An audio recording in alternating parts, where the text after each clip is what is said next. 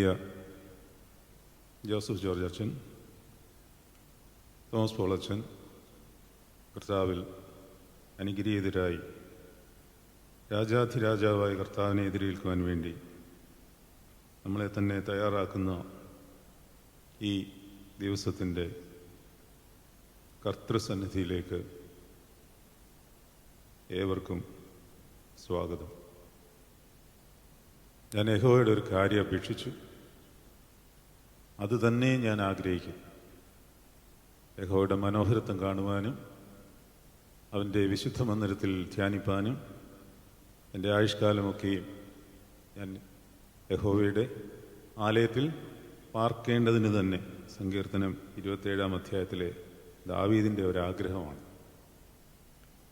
ഈ ആഗ്രഹത്തിൽ നമ്മളെല്ലാവരും ചേർന്ന് കർത്താവിനെ രാജാധിരാജാവായി എഴുന്നള്ളിക്കുവാൻ തയ്യാറായി ഇന്നേ ദിവസം നമ്മൾ വന്നിരിക്കുകയാണ്. ഇതിനൊരു വലിയ ഒരുക്കം ആവശ്യമാണ്. യെരുശലേമിലേക്കുള്ള അവൻ്റെ രാജകീയ എഴുന്നള്ളത്താണ്. രാജകീയ എഴുന്നള്ളത്തിൽ ഹോശാന വിളിച്ചവരെല്ലാം എഴുന്നള്ളത്ത് കഴിഞ്ഞപ്പോഴത്തേക്ക് നേരെ തിരിഞ്ഞു, അവനെ ക്രൂശിക്കാനായി. അതെന്തുകൊണ്ടാണ് ഈ ജയ് വിളിച്ച ജനം തന്നെ, അല്ലെങ്കിൽ ഞങ്ങളുടെ രാജാവായിട്ട് എഴുന്നള്ളണമേ എന്ന് വിളിച്ച ജനം തന്നെ നേരെ തിരിഞ്ഞിട്ട് ഇവനെ ക്രൂശിക്കണം എന്ന് പറയുവാൻ കാരണം? അതുമായിട്ട് ബന്ധപ്പെട്ട് അല്പകാര്യങ്ങൾ കർത്തൃസന്നിധിയിൽ ധ്യാനിക്കാം എന്നാണ് ഇപ്പോൾ വിചാരിക്കുന്നത്. ഒരു കാലത്ത് സംഭവിച്ച ഒരു സംഭവത്തെ വെറുതെ ഓർക്കുകയല്ല ഈ ചെയ്യുന്നത്. അതാദ്യം നമ്മൾ മനസ്സിലാക്കണം.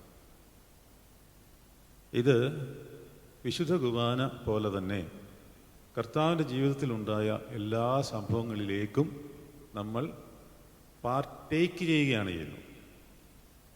അപ്പോൾ യെരുശലേമിൽ എഴുന്നള്ളിയ കർത്താവിനോട് ചേർന്ന്, ആ ജനത്തോട് ചേർന്ന് നമ്മൾ അവന് സ്തുതിപ്പുകളും ഹോശന്നകളും പാടുകയാണ്. ജനത്തോട് ചേരുമ്പോൾ ഈ ജനം തന്നെ ക്രൂശിക്കുക എന്ന് പിന്നീട് ആർത്തു. അതെന്തുകൊണ്ടാണ്? ആ കൂട്ടത്തിൽ നമ്മൾ പെടുമോ എന്നുള്ള കാര്യം നമ്മളിന്ന് പഠിക്കേണ്ടിയിരിക്കുന്നു. ഫലമില്ലാത്തടത്ത് ഓശാന വിളി സാധ്യമാകില്ല. ഓശാന വിളിക്കുന്നതിന് മുമ്പ് കർത്താവ് ഒരത്തിയുടെ അടുക്കിലേക്ക് ഫലം നോക്കി ചെല്ലുന്നുണ്ട്. മർക്കോസിൻ്റെ സുവിശേഷത്തിൽ അത് രേഖപ്പെടുത്തിയിരിക്കുന്നത് വളരെ വിചിത്രമായിട്ടാണ്. വായിച്ചു നോക്കുമ്പോൾ നമുക്കല്പം പ്രയാസം തോന്നും. യേശു ഒരത്തിയെ സമീപിക്കുകയാണ്. 11-ാം അധ്യായത്തിലാണ് എൻ്റെ ഓർമ്മ. മർക്കോസിൻ്റെ സുവിശേഷത്തിൽ കർത്താവ് ഒരത്തിയെ സമീപിക്കുന്നുണ്ട്. വാക്യം കണ്ടുപിടിക്കാമോ? 20-ാം അധ്യായമാണോ? 11-ാം അധ്യായം. 11-ാം അധ്യായം 20-ാം വാക്യം അല്ലേ? അപ്പോൾ നിങ്ങളതൊന്ന് വായിച്ചു.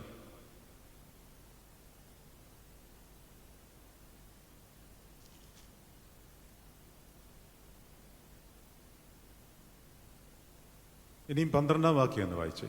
ആ അത്തിമരം ഉണങ്ങിപ്പോയി. ഇനി 12-ാം വാക്യം ഒന്ന് വായിച്ച്. അവിടെയാണ് നമുക്ക് പ്രയാസം തോന്നുന്നത്. പിറ്റേന്നാൾ അവർ ബഥാനിയ വിട്ടു പോരുമ്പോൾ അവന് വിശന്നു. അവൻ ഇലയുള്ളൊരു അത്തിവൃക്ഷം ദൂരത്തു നിന്ന് കണ്ടു. അതിൽ വല്ലതും കണ്ടുകിട്ടുമോ എന്ന് വെച്ച് ചെന്നു.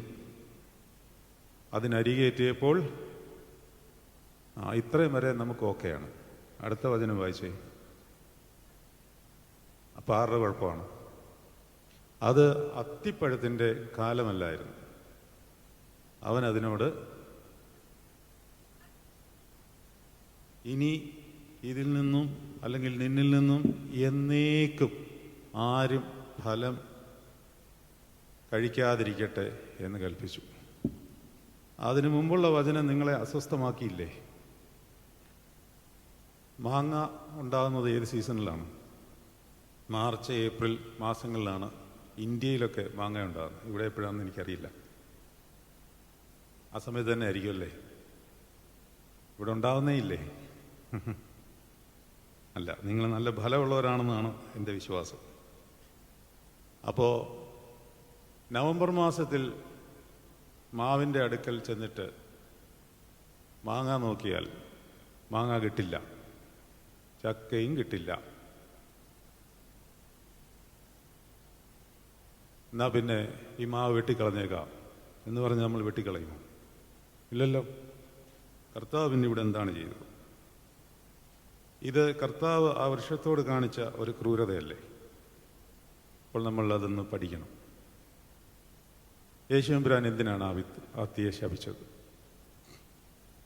അത് അത്തിപ്പഴത്തിൻ്റെ കാലമല്ലായിരുന്നു. പക്ഷെ അതിന് മുമ്പ് വേറൊരു കാര്യം എഴുതിയിട്ടുണ്ട്, അതിലേക്കൊന്ന് ശ്രദ്ധിക്കണം. അവൻ ഇലയുള്ള ഒരു അത്തിവൃക്ഷം ദൂരത്തു നിന്ന് കണ്ടു. മത്തായിയുടെ സുവിശേഷത്തിൽ കർത്താവ് പറയുന്ന മറ്റൊരു വചനം കൂടെ ചേർത്ത് പഠിക്കണം. അത്തിയെ നോക്കി ഒരു ഉപമ പഠിപ്പി. എന്താണ് പഠിക്കേണ്ടത്? അത് ഇല തളർത്ത് നിൽക്കുമ്പോൾ വേനൽക്കാലം അടുത്തിരിക്കുന്നു എന്ന് നിങ്ങൾ അറിയുന്നില്ലയോ? എങ്ങനെ?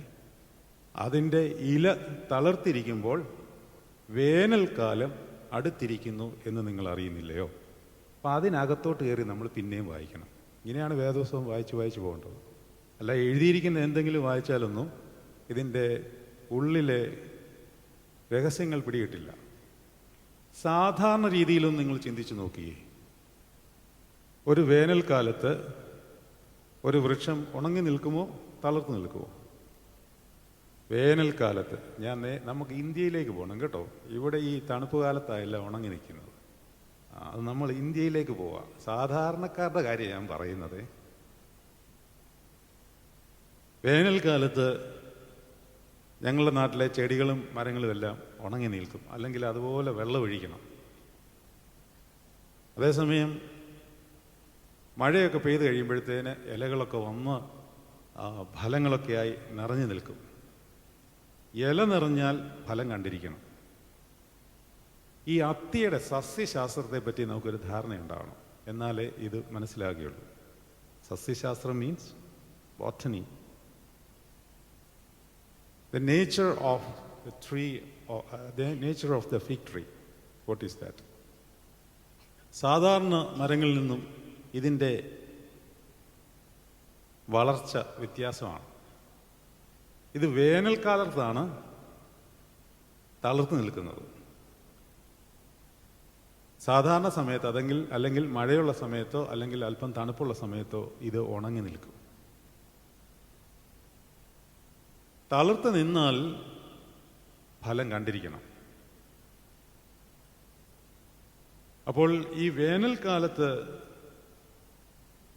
ഇത് തളർത്താൽ അല്ലെങ്കിൽ ഇലയിൽ പച്ചപ്പ് കണ്ടു കഴിഞ്ഞാൽ ഫലം കണ്ടിരിക്കണം, അല്ലെങ്കിൽ ഇത് തളർക്കരുത്. ഇത് അത്തിപ്പഴത്തിൻ്റെ കാലമല്ലാഞ്ഞു എന്ന് മർക്കോസ് എവൻഗലിസ്റ്റ് എഴുതിയിരിക്കുമ്പോൾ അതിൻ്റെ അർത്ഥം അത് വേനൽക്കാലം അല്ലായിരുന്നു.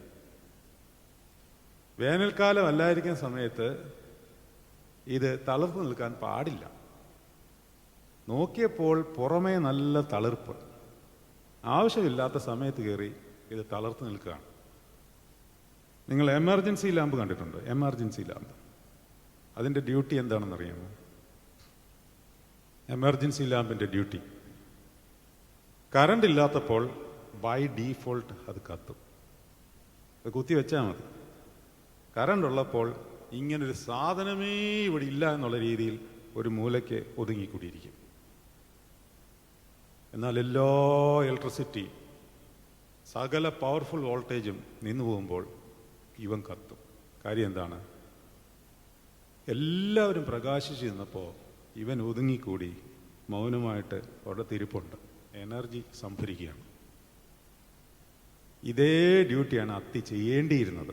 എന്നാൽ ഇവിടെ ഒരു അത്തി തളർക്കേണ്ടാത്തതായ സമയത്ത് കയറി തളർത്തു എന്ന് പറഞ്ഞാൽ ഈ ലോകപരമായ കാര്യങ്ങളിൽ നമുക്കൊത്തിരി പ്രകാശം ചൊരുത്തുവാൻ സാധിക്കും.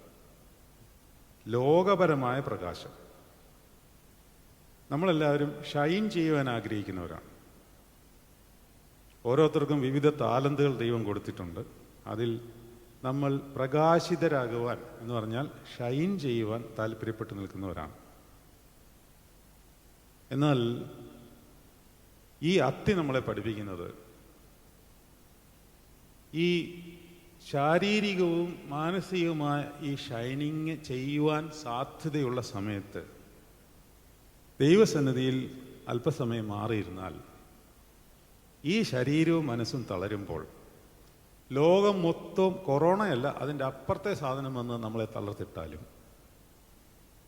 ഈ സ്റ്റോർ ചെയ്ത എനർജിയാണ് നമ്മളെ പ്രകാശിപ്പിക്കേണ്ടത്, അല്ലെ പ്രകാശിപ്പിക്കുന്നത്. ഈ അത്തി ഇതിന് നേരെ റിവേഴ്സാണ് കാണിച്ചത്.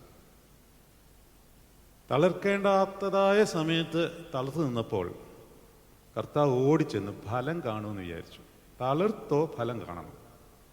അപ്പോൾ ആത്മീകമായി നമ്മൾ ഉയർന്നു നിൽക്കുകയാണ് എന്നൊക്കെ നമ്മൾ അഭിമാനിക്കുമ്പോൾ കർത്താവ് ഓടി വരും. രാജാവായിട്ടാണ് എഴുന്നള്ളുന്നത്. കർത്താവിന് വിവിധ ഭാവങ്ങളുണ്ട്.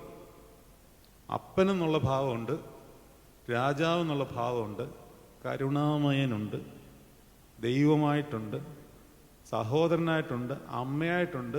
എല്ലാമായിട്ടും കർത്താവിന് നമ്മളോട് ഇടപെടാൻ സാധിക്കും. നമ്മളിപ്പോൾ തയ്യാറാവുന്നത് ഓശാനയ്ക്ക് കർത്താവിനെ രാജാധിരാജാവായി ഹൃദയത്തിലേക്ക് എഴുന്നള്ളിക്കുവാണ്. അവിടെ ഫലമുണ്ടോ എന്നുള്ളതാണ് നമ്മൾ ഇന്ന് ചിന്തിക്കുവാനായിട്ട് ആഗ്രഹിക്കുന്ന വിഷയം. അതോ അത്തി തളർത്തിരുന്ന പോലെ പുറമേ നോക്കുമ്പോൾ എല്ലാമുണ്ട്. വിശുദ്ധ കുർബാന ചൊല്ലുന്നുണ്ട്, കറുത്തവുപ്പായിട്ട് നടക്കുന്നുണ്ട്, കാണിക്കാനൊരു മാലയൊക്കെയുണ്ട്. പക്ഷെ ഇതൊക്കെ എന്താണ്? ഇതൊക്കെ നമ്മുടെ അകത്താണ് വേണ്ടിയത്. അതിൻ്റെ പ്രതിരൂപമാണ് ഇത്. ഇതിട്ടോണ്ട് നടന്നിട്ട് കാര്യമാവുന്നില്ല. ഇത് അകത്തിട്ടിട്ടുണ്ടോ എന്നുള്ളതാണ് വിഷയം. കറുത്തവുപ്പായ എന്തിനാണ് പുരോഹിതന്മാരിടുന്നത്? ലോകത്തോട് ഞാൻ ഡിറ്റാച്ച്ഡ് ആയിരിക്കുന്നു എന്ന് കാണിക്കാനാണ്. ഡിറ്റാച്ച്മെന്റ്. ഇതിട്ടുകൊണ്ട് ലോകത്തിൻ്റെ പുറകെ ഇങ്ങനെ ഓടി നടന്നാൽ ഇത് വെറും പ്രഹസനം മാത്രമാണ്. അപ്പോൾ രാജാധിരാജാവായിട്ട് കർത്താവിനെ എഴുന്നള്ളിക്കാൻ ഞാൻ തയ്യാറാകുമ്പോൾ ഇത് പുറമേയുള്ളൊരു കുപ്പായമായിട്ട് മാത്രം കണ്ടു കഴിഞ്ഞാൽ കർത്താവ് ആദ്യം ചെയ്യാൻ പോകുന്ന കാര്യം എന്താണെന്നറിയാം? ചാട്ടവാറെടുക്കും. തീർച്ചയായിട്ടും എടുക്കും. അച്ഛനല്ല, മെത്രാച്ചനല്ല, ബാബയല്ല, പോപ്പായാലും എടുക്കും. എസ്കേലിൻ്റെ പുസ്തകത്തിൽ അങ്ങനെ ഒരു വചനമുണ്ട്. വെട്ട് മൂപ്പന്മാരുടെ ഇടയിൽ തുടങ്ങുമെന്നാണ്. മൂപ്പൻ എന്ന് പറഞ്ഞാൽ പ്രസ്ബിറ്റേറിയൻ എന്നാണ് അതിൻ്റെ ഗ്രീക്ക് വാക്ക്. പ്രസ്ബിറ്റേറിയൻ എന്ന് പറഞ്ഞാൽ പ്രീസ്റ്റ് എന്നാണ് അർത്ഥം. വെട്ട് തുടങ്ങുന്നത് മൂപ്പന്മാരുടെ ഇടയിലാണ്. മേളിൽ നിന്ന് ആദ്യം തുടങ്ങുന്നത്. യഥാ രാജ തഥാ പ്രജ. അപ്പോൾ മേളത്തെ തട്ട് വിശുദ്ധമല്ലെങ്കിൽ, ആദ്യ പിണ്ഡം വിശുദ്ധമെങ്കിൽ അത് മുഴുവനും വിശുദ്ധമായിരിക്കും. അപ്പം അതുകൊണ്ട് എല്ലാ സഭാമക്കളും പുരോഹിതന്മാരുമൊക്കെ വളരെ സൂക്ഷ്മതയോടെ വേണം ഓശാന പെരുന്നാളിലേക്ക് പ്രവേശിക്കുവാൻ. ഒരടി കൂടെ പ്രതീക്ഷിക്കണം. പക്ഷേ എങ്ങനത്തെ അടിയാണ് ഇത്? ബാലശിക്ഷ നൽകുന്ന അപ്പൻ്റെ അടിയാണ്. എബ്രായ ലേഖനത്തിൽ പൗലോസ് ശ്ലീഹ അത് സാക്ഷിക്കുന്നുണ്ട്. അതായത് അപ്പൻ സ്നേഹിക്കുന്ന മകനെ ശിക്ഷിക്കുന്നുണ്ട്. അതുകൊണ്ട് ഇതിനെപ്പറ്റി ബോധ്യമായിട്ട് നമ്മളെ തന്നെ ഒന്ന് ക്രമീകരിക്കുവാൻ നമ്മൾ അല്പസമയം എമർജൻസി ലാമ്പ് ഇരിക്കുന്ന പോലെ മാറിയിരിക്കുവാൻ പോവുകയാണ്. അതുകൊണ്ട് ഇന്നത്തെ നമ്മുടെ ധ്യാന വിഷയത്തിലേക്ക് ഒന്ന് പ്രവേശിക്കുകയാണ്. കർത്താവ് നമ്മളെ വിളിച്ചിരിക്കുന്നത് അവൻ്റെ സന്തോഷത്തിൽ ആയിരിക്കുവാനാണ്. 1 തെസ്സലോനിക്കർ 5-ാം അധ്യായം 6-ാം വാക്യമാണെന്നാണ് എൻ്റെ ഓർമ്മ. 5-ാം അധ്യായം 7-ാം വാക്യം. 7, 8, 9. ഉറങ്ങുന്നവർ രാത്രിയിൽ ഉറങ്ങുന്നു, മദ്യപിക്കുന്നവർ രാത്രിയിൽ മദ്യപിക്കുന്നു, നാമോ പകലിനുള്ളവരാകിയാൽ വിശ്വാസവും സ്നേഹവും എന്ന കവചവും ശിരസ്ത്രവുമായി രക്ഷയുടെ പ്രത്യാശയും ധരിച്ചുകൊണ്ട് സുബോധമായിരിക്കുക. അടുത്ത വചനം, ദൈവം നമ്മെ കോപത്തിനല്ല, നാം ഉണർന്നിരുന്നാലും ഉറങ്ങിയാലും തന്നോടുകൂടെ ജീവിക്കേണ്ടതിന് നമുക്ക് വേണ്ടി മരിച്ച നമ്മുടെ കർത്താവായ യേശുക്രിസ്തു മൂലം രക്ഷയെ പ്രാപിപ്പാൻ അത്രയും നിയോഗിച്ചിരിക്കുന്നു. അപ്പോൾ ഓശാന പെരുന്നാളിലേക്ക് പ്രവേശിക്കുമ്പോൾ ഒരു രാജാതി രാജാവിനെ എതിരേൽക്കുന്ന സന്തോഷം, ഈ സന്തോഷം നമുക്ക് ആരാണ് തരുന്നത്? സന്തോഷം എവിടുന്നേ വരത്തുള്ളൂ? ഒരു വാക്ക് നിങ്ങൾ ശ്രദ്ധിച്ചോളണം, സന്തോഷം, സുഖം, ഇത് രണ്ടും രണ്ടാണ്. ശരീരത്തിനും മനസ്സിനും വേണ്ടത് എന്താണ്? സുഖമാണ് വേണ്ടത്. ഇപ്പോൾ ഇവിടെ നല്ല തണുപ്പാണ്, ഇപ്പോൾ ഹീറ്റിംഗ് ഇട്ടിട്ടുണ്ട്. ഹീറ്റിംഗ് ഇടുമ്പോൾ എന്ത് സംഭവിക്കും? എനിക്ക് എന്ത് കിട്ടും? സുഖം കിട്ടും. എവിടെ കിട്ടും? ശരീരത്തിന് കിട്ടും. പക്ഷെ ആനന്ദം കിട്ടുമോ? ആനന്ദം കിട്ടില്ല. ആനന്ദം എവിടെ നിന്ന് വരണം? മേളിൽ നിന്ന് വരണം. അപ്പോൾ നമുക്ക് വേണ്ടി മരിച്ച കർത്താവിൻ്റെ രക്ഷയുടെ ആനന്ദത്തെ നമുക്ക് ലഭിക്കുവാനാണ് ദൈവം നമ്മളെ സൃഷ്ടിച്ചത് തന്നെ, അവനോടുകൂടി ആനന്ദം അനുഭവിക്കുവാൻ, സ്വർഗീയ രാജ്യത്തിൻ്റെ ആനന്ദം കിട്ടുവാൻ.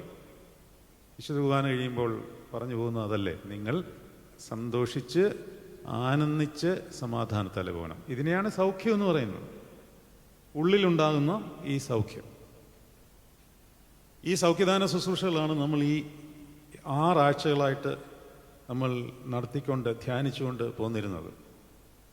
ഓരോ ആഴ്ചയും ഓരോ തലത്തിലുള്ള സൗഖ്യദാന ശുശ്രൂഷകളെ പറ്റി കർത്താവ് വർണ്ണിക്കുന്നുണ്ട്. അങ്ങനെ സൗഖ്യത്തിൻ്റെ പടവുകൾ കടന്ന് നമ്മൾ 40ാമത്തെ പടി ഇപ്പോൾ എത്തിപ്പെട്ടിരിക്കുന്നു. ഇനി രാജാധി രാജാവായി കർത്താവിനെ എഴുന്നള്ളിക്കുമ്പോൾ നമുക്ക് പരിശുദ്ധാത്മാവ് ആനന്ദം നൽകണം. ഒരു ശുശ്രൂഷയിൽ ലഭിക്കേണ്ടത് ആനന്ദമാണ്. ഈ ആനന്ദം ലഭിക്കണമെന്നുണ്ടെങ്കിൽ കർത്താവിൻ്റെ ഒരു വചനം നിങ്ങൾ കേൾക്കണം. അത് പിതാക്കന്മാർ വളരെ ബുദ്ധിപൂർവം, വളരെ ബോധപൂർവം ഈ ഓശാന ഞായറാഴ്ചയ്ക്ക് മുമ്പ് ലാസറിൻ്റെ ശനിയാഴ്ച ക്രമീകരിച്ച് വെച്ചിരിക്കുകയാണ്. അപ്പോൾ ഞാൻ അവരുടെ പ്രാർത്ഥനയിലേക്ക് നിങ്ങളുടെ ശ്രദ്ധയൊന്ന് തിരിക്കുകയാണ്. അവർ പ്രാർത്ഥിച്ച പ്രാർത്ഥന ഇപ്രകാരമാണ്: കർത്താവേ, ജീവിതാന്ത്യത്തിൽ മരണം പ്രാപിച്ച് ഇഷ്ടനായ ലാസറിനെ ചീഞ്ഞ് 4 ദിവസം കഴിഞ്ഞ ശേഷം ജീവനുള്ള തൻ്റെ ശബ്ദത്താൽ ഖബറിൽ നിന്ന് വിളിച്ചെഴുന്നേൽപ്പിച്ച് പാതാളക്കുഴിയിൽ നിന്ന് കയറ്റുകയും പുതിയ ജീവൻ സ്ഥിരപ്പെടുത്തുകയും ചെയ്തവനെ, ഇപ്പോൾ പാപത്തിൽ മരിച്ചിരിക്കുന്ന ഞങ്ങളുടെ ആത്മാക്കളെ പശ്ചാത്താപത്താലും നിന്റെ സന്നിധിയിലേക്കുള്ള മാനസാന്തരത്താലും ഉയർപ്പിക്കണമേ. ഇപ്പോൾ ലാസറിൻ്റെ ഉയർപ്പിൻ്റെ ശുശ്രൂഷ എന്തിനാണ് ഓശാന പെരുന്നാളിൽ വെച്ചിരിക്കുന്നതെന്ന് മനസ്സിലായോ? ഇത്രയേ ഉള്ളൂ. നമ്മളിൽ ചത്തിരിക്കുന്ന നമ്മുടെ ദേഹികളെ ഉയർപ്പിച്ചെങ്കിൽ ആ ദേഹികളാണ് ഈ പരിശുദ്ധാത്മാവിൻ്റെ സന്തോഷം റിസീവ് ചെയ്യുന്നത്. അപ്പോൾ നമ്മളിതെന്താണെന്നൊന്ന് മനസ്സിലാക്കിയിരിക്കണം. ഒരു ആരാധനയിൽ സംബന്ധിക്കുമ്പോൾ അൾട്ടിമേറ്റായിട്ട് നമ്മൾ മനസ്സിലാക്കേണ്ടിയിരിക്കുന്നതും നമുക്ക് ലഭിക്കേണ്ടിയിരിക്കുന്നതും പരിശുദ്ധാത്മാവിൻ്റെ നിറവാണ്, സന്തോഷമാണ്, മറ്റൊന്നുമല്ല. ഇത് ലഭിക്കാതെ പോകുന്നുവെന്നുണ്ടെങ്കിൽ അതിൻ്റെ അർത്ഥം എവിടെയൊക്കെയോ നമ്മുടെ ഉള്ളിൽ എന്തൊക്കെയോ ചത്തിരിപ്പുണ്ടെന്നാണ് അർത്ഥം. ചത്തിരുന്നാലുള്ള കുഴപ്പം എന്താണെന്നറിയാം? ആദ്യത്തെ ദിവസം കുഴപ്പമൊന്നുമില്ല. ഇപ്പോൾ ഒരു ഡെഡ് ബോഡി ഇവിടെ കൊണ്ടുവയ്ക്കുകയാണ്. നമ്മൾ ശുശ്രൂഷയൊക്കെ നടത്തി മനോഹരമായിട്ട് ആ ക്രമീകരണങ്ങളെല്ലാം ചെയ്യുന്നു. വെറുതെ വെച്ചിരിക്കുകയാണ്, അതിന് ഒരു കണ്ടീഷനിങ്ങും ഇല്ല. 2ാമത്തെ ദിവസം ഇരിക്കും. 3ാമത്തെ ദിവസം അതൊക്കെ ആൾക്കാർ മുറിവുറുപ്പ് പറഞ്ഞു തുടങ്ങും. കാര്യം എന്താണ് കാര്യം? നാറിത്തുടങ്ങും, അല്ലേ? നാറി തുടങ്ങിക്കഴിഞ്ഞാൽ പതുക്കെ ഇത് നമ്മുടെ സ്വന്തം അപ്പനാണെങ്കിലും നമ്മൾ അവിടുന്ന് അകലും. പിന്നെ ഇത് ഒറ്റയ്ക്കാവും. അഴുകി നാറിക്കഴിയുമ്പോൾ ഒരാൾ ക്ഷണിക്കപ്പെടാതെ വരും. ആരാണ്? അറിയാമോ? കർത്താവ് പറഞ്ഞിട്ടുണ്ട്. കർത്താവ് പറഞ്ഞിട്ടുണ്ട്, ഡാഷ് ഉള്ളിടത്ത് ഡാഷ് കൂടും. എന്താണ്? ശവമുള്ളിടത്ത് കഴുക്കൾ വരും.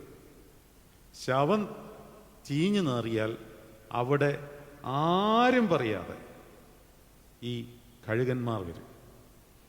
പാപം പെരുകി വർദ്ധിക്കുന്നിടത്ത് നമ്മുടെ ഉള്ളിലെ പ്രാണൻ ചത്തുപോകും. ചത്തുപോയി നമ്മൾ വീണ്ടും അതിനെ ഉയർപ്പിക്കാതെ ഇരുന്നാൽ, അനുതാപത്താലും പ്രാർത്ഥനയാലും ഈ ചത്ത ദേഹികളെ, പറഞ്ഞുതരാം ദേഹി എന്താണെന്നുള്ളത്, ഉയർപ്പിക്കാതെ ഇരുന്നാൽ അവിടെ നിന്ന് അത് അഴുകും. അഴുകിക്കഴിയുമ്പോൾ നമ്മളിത് അറിയില്ല. നമ്മുടെ നാറ്റം നമ്മൾ അറിയില്ല. പാപത്തിന് അങ്ങനെ ഒരു പ്രത്യേകതയുണ്ട്. മാത്രമല്ല, ശരീരത്തിലും മനസ്സിലുമാണ് ഈ പാപം ഇരുന്ന് അഴുകുന്നത്. അപ്പോൾ എന്ത് സംഭവിക്കും? പിശാച് വന്ന് കഴുകനെ പോലെ വന്ന് അവിടെ കൂടുവയ്ക്കും. പിന്നിത് ഒരു സുഖമാണ്. നമ്മളാരും വിചാരിക്കരുത് പാപം ചെയ്യുന്നത് നമുക്കിഷ്ടമില്ലാത്ത കാര്യമാണ്. നമുക്ക് ഏറ്റവും ഇഷ്ടമുള്ള കാര്യമാണ് നമ്മുടെ ശരീരത്തെ അശുദ്ധമാക്കുക എന്നുള്ളത്. ഈ ശരീരത്തിന് അതൊരു താല്പര്യമാണ്. കാരണം പാപത്തിന് ഒരു സുഖമുണ്ട്. ഈ സുഖം നമ്മുടെ ശരീരത്തെയും നമ്മുടെ മനസ്സിനെയും നമ്മുടെ ഉള്ളിലെ പ്രാണനെയും കൊന്നുകളയും. അപ്പോൾ ഈ ശരീരം എന്താണ്, പ്രാണൻ എന്താണ്, ആത്മാവ് എന്താണ്, ഈ മൂന്ന് കാര്യങ്ങളും പൗരസ്ത്യ ആരാധനയുമായിട്ട് ബന്ധപ്പെട്ട് നിങ്ങൾക്ക് എന്തെങ്കിലും കാര്യം മനസ്സിലാകണം എന്നുണ്ടെങ്കിൽ അറിഞ്ഞിരിക്കണം. A human body consists of 3 constituents. They are one, the body, the outer body, and there is an inner soul, and deep within the inner soul there is the spirit. Most of the people confuse the soul with the spirit. They are different. Most of the people say soul instead of spirit and spirit instead of soul. Both are different. But they are one unit. Similar to, as we say, Father, Son and the Holy Spirit are one and the same, one unit. But they are 3 persons. Likewise, our body, mind and soul, they are constituted as one, but they are different. 3 different constitutes. We have a body which will decay. But we have a life within, which is otherwise called soul. And there is another constitute, which is the spirit, which has direct connection, or in other words, it's a part of the Holy Spirit itself. Our spirit is always pure. That is in the right middle of the holy place of our body. Our body is the outer surface of the temple of Lord. 1 കൊരിന്ത്യർ 3:16 നിങ്ങൾ ദൈവത്തിൻ്റെ മന്ദിരമെന്നും ദൈവത്തിൻ്റെ ആത്മാവ് നിങ്ങളിൽ വസിക്കുന്നുവെന്നും നിങ്ങൾ അറിയുന്നില്ലയോ? പിന്നെ ദൈവത്തിൻ്റെ മന്ദിരം നശിപ്പിക്കുന്നവനെ ദൈവം നശിപ്പിക്കും. ദൈവത്തിൻ്റെ മന്ദിരം വിശുദ്ധമല്ലോ, നിങ്ങളും അങ്ങനെ തന്നെ. ഇനിയും 1 കൊരിന്ത്യർ 6:18 വായിക്കാം. 1 കൊരിന്ത്യർ 6:18. ദുർനടപ്പ് വിട്ടോടുവീൻ. മനുഷ്യൻ ചെയ്യുന്ന ഏത് പാപവും ശരീരത്തിന് പുറത്താകുന്നു. ദുർനടപ്പുകാരനോ, ഇത് അഡൽട്ടറിയെ പറ്റിയാണ് പോലീസ് പറയുന്നത് കേട്ടോ. ശരീരം കൊണ്ട് നമ്മൾ ചെയ്യുന്ന പാപത്തെ പറ്റിയാണ്.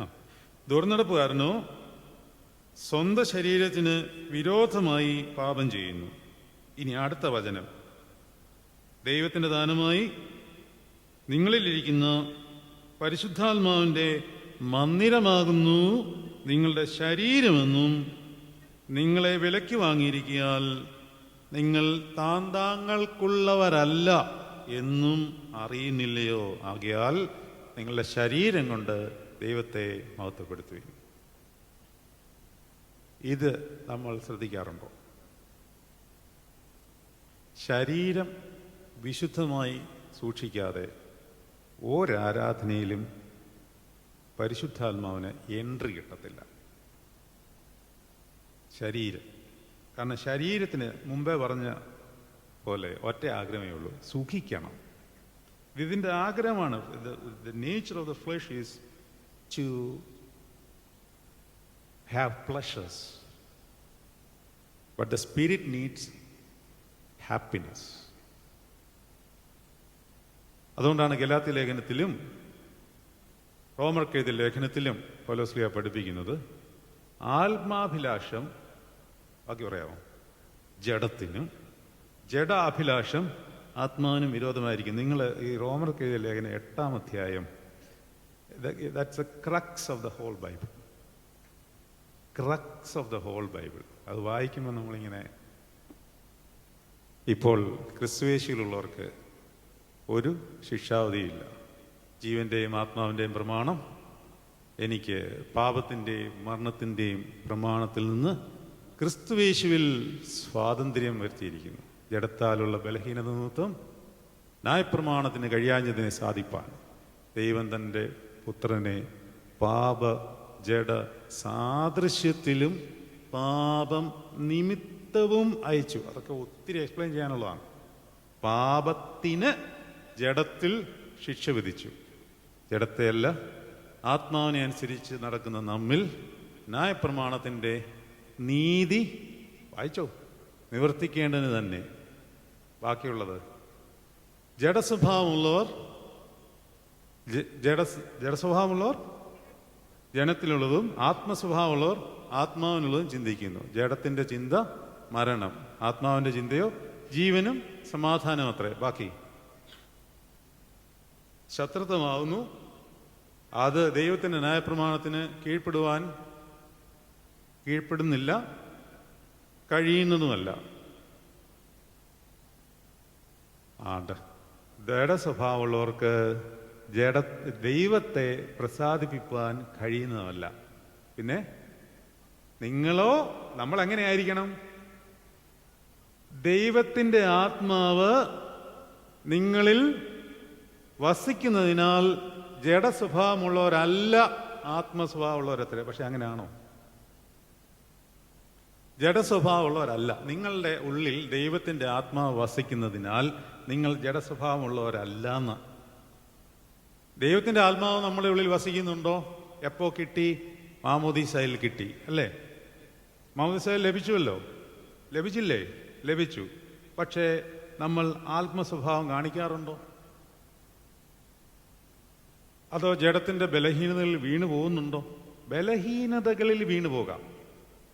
പക്ഷേ ബലഹീനത ഒരു മുതലാക്കിയിട്ട് ഇത് എൻ്റെ ബലഹീനതയാണ് എന്ന് പറഞ്ഞ് അതിനെ ന്യായീകരിച്ച് അതിനെ എന്താ പറയുന്നത്, സബ്സ്റ്റാൻഷിയേറ്റ് ചെയ്താൽ അവിടെ ശവം വരും, കഴുക്കളും കൂടും.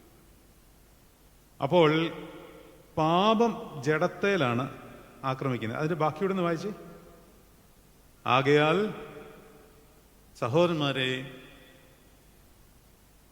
നാം ജഡത്തെ അനുസരിച്ച് ജീവിക്കേണ്ടതിന് ജഡത്തിനല്ല കടക്കാരാകുന്നത് എന്ന് പറഞ്ഞ അർത്ഥം എന്താ? നാം ജഡത്തിനല്ല കടക്കാരാകുന്നത്. നമുക്ക് ജഡത്തോട് ഒരു കടവുമില്ല, ഒരു പ്രതിബദ്ധതയും ഇല്ല. നമ്മൾ ചിലർ പറയത്തില്ല, നമ്മളിപ്പോൾ ഒരു കടം ഒരാളോട് വാങ്ങിച്ചിട്ടുണ്ടെന്ന് വിചാരിക്കാം.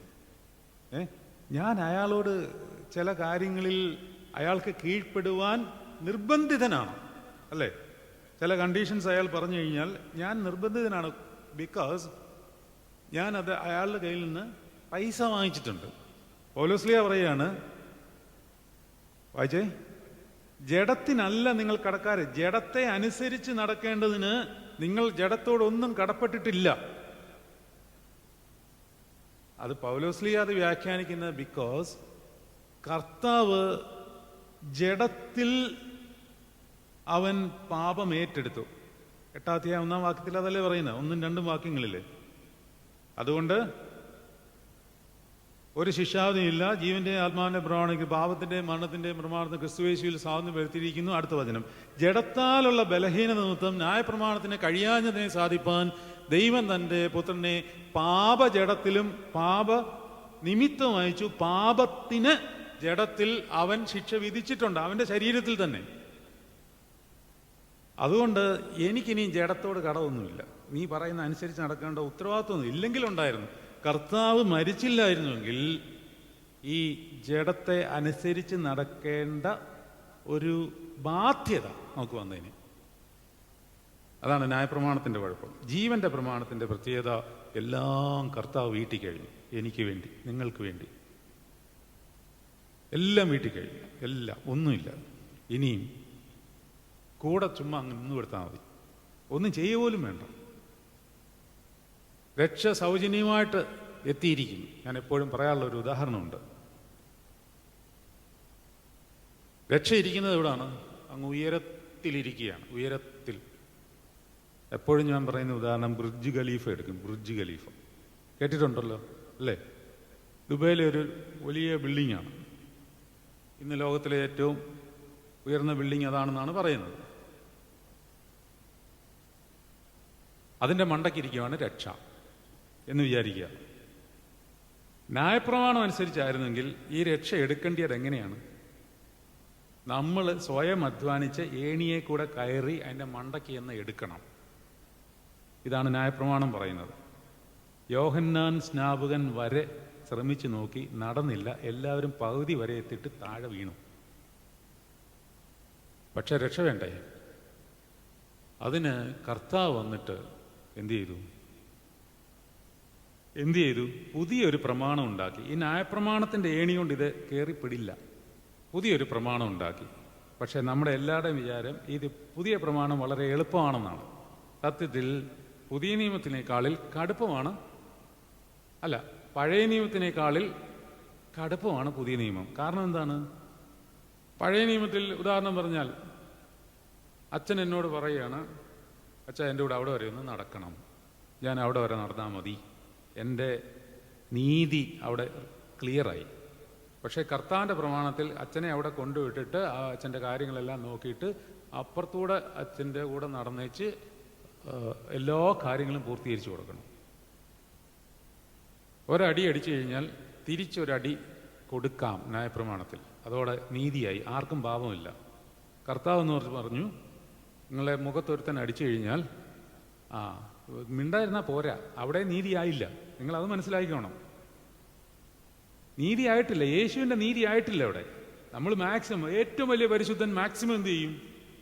മിണ്ടാതിരിക്കും, അല്ലയോ? അയ്യോ കർത്താവ് ക്ഷമിച്ചു, അത് പോരാന്ന്, എവിടെയും കൂടെ ഒരു അടി അടിച്ചോളാം, തിരിച്ചങ്ങോട്ട് പറയണമെന്ന് നടക്കുന്ന കാര്യമാണോ? അല്ല, നടക്കില്ല. അങ്ങനൊന്നും ഒരു നീതിയും നമ്മൾ കേട്ടിട്ടില്ല. ഗാന്ധിജി എങ്ങാണ്ട് പണ്ടെങ്ങാണ്ട് കേട്ടിട്ടുണ്ട് ഒരു അക്രൈസ്തവൻ. നമ്മളാരാ ഇങ്ങോട്ടൂടെ അടിക്കുന്നു പറയുന്നത്? അപ്പോൾ ആ രീതി നോക്കുമ്പോൾ കർത്താവിൻ്റെ നീതി എത്തിയിട്ടില്ല. അതുകൊണ്ടാണ് കർത്താവ് പറഞ്ഞത്, നിങ്ങളുടെ നീതി ശാസ്ത്രിമാരുടെയും പരീശന്മാരുടെയും നീതിയെ കവിയുന്നില്ലെങ്കിൽ സ്വർഗരാജ്യം അവകാശമാക്കത്തില്ല. അങ്ങനെയാണെങ്കിൽ ഞാൻ സ്വർഗത്തിൽ ബാക്കി നിങ്ങൾ പറ, പോവില്ല. ഞാൻ ഇതുവരെയും മറ്റേ ചെവി കാണിച്ചു കൊടുത്തിട്ടില്ല. അപ്പോൾ എനിക്ക് എൻ്റെ കാര്യം ഉറപ്പായി, നിങ്ങളുടെ കാര്യം നിങ്ങൾ ആലോചിച്ചു. ഞാൻ സ്വർഗത്തിൽ പോവുക ഇല്ല എന്നുറപ്പായി. പക്ഷെ അവിടെയാണ് പൗലോസ്ലീഹ കൊണ്ടുവരുന്ന അതിമനോഹരമായ വചനം. ഇപ്പോൾ ക്രിസ്തുയേശുവിൽ ഉള്ളവർക്ക് ഒരു ശിക്ഷാവധിയില്ല. പാപം നോക്കുകയാണെങ്കിൽ നമ്മൾ ആരും സ്വർഗത്തിൽ പോവില്ല. നീതി നോക്കുകയാണെങ്കിൽ, വ്യഭിചാരം ചെയ്യരുത് എന്ന് പറഞ്ഞാൽ അത് ഇൻ ആക്ഷൻ അത് ചെയ്യരുതെന്നേ പഴയ നിയമത്തിലുള്ളൂ. പക്ഷേ പുതിയ നിയമത്തിൽ കർത്താവ് പറയുന്നു, ഒന്ന് നോക്കിയാൽ മതി എന്ന് പറഞ്ഞാൽ മോഹത്തോടെ നോക്കിപ്പോയെങ്കിൽ വ്യഭിചാരം ചെയ്തതിന് തുല്യമാണ്. അത് അങ്ങോട്ടും ഇങ്ങോട്ടും മോഹത്തോടെ നോക്കിയാൽ. അപ്പോൾ എന്നെ സംബന്ധിച്ചിടത്ത് ഞാനാണ് നമ്പർ 1 വ്യഭിചാരി എന്ന് എനിക്ക് മനസ്സിലായി. ഇനിയും കൊല ചെയ്തിട്ടുണ്ട്, അല്ലെങ്കിൽ കൊന്നിട്ടുണ്ടോ? ഞാൻ കൊന്നിട്ടില്ല. പക്ഷെ സഹോദരനെ നിസാര എന്ന് വിളിച്ചാൽ കൊലയ്ക്ക് തുല്യമാണ്. അതും ചെയ്തിട്ടുണ്ട്. ചുരുക്കം പറഞ്ഞാൽ വേദോസ്തം A to Z വായിക്കുമ്പോൾ ഇതിലെ മുഴുവൻ കൽപ്പനയും ഞാൻ ലംഘിച്ചിട്ടുള്ളവനാണ്. അപ്പം എനിക്ക് സ്വർഗരാജ്യം ഇല്ല, അത് എനിക്ക് ഉറപ്പായി.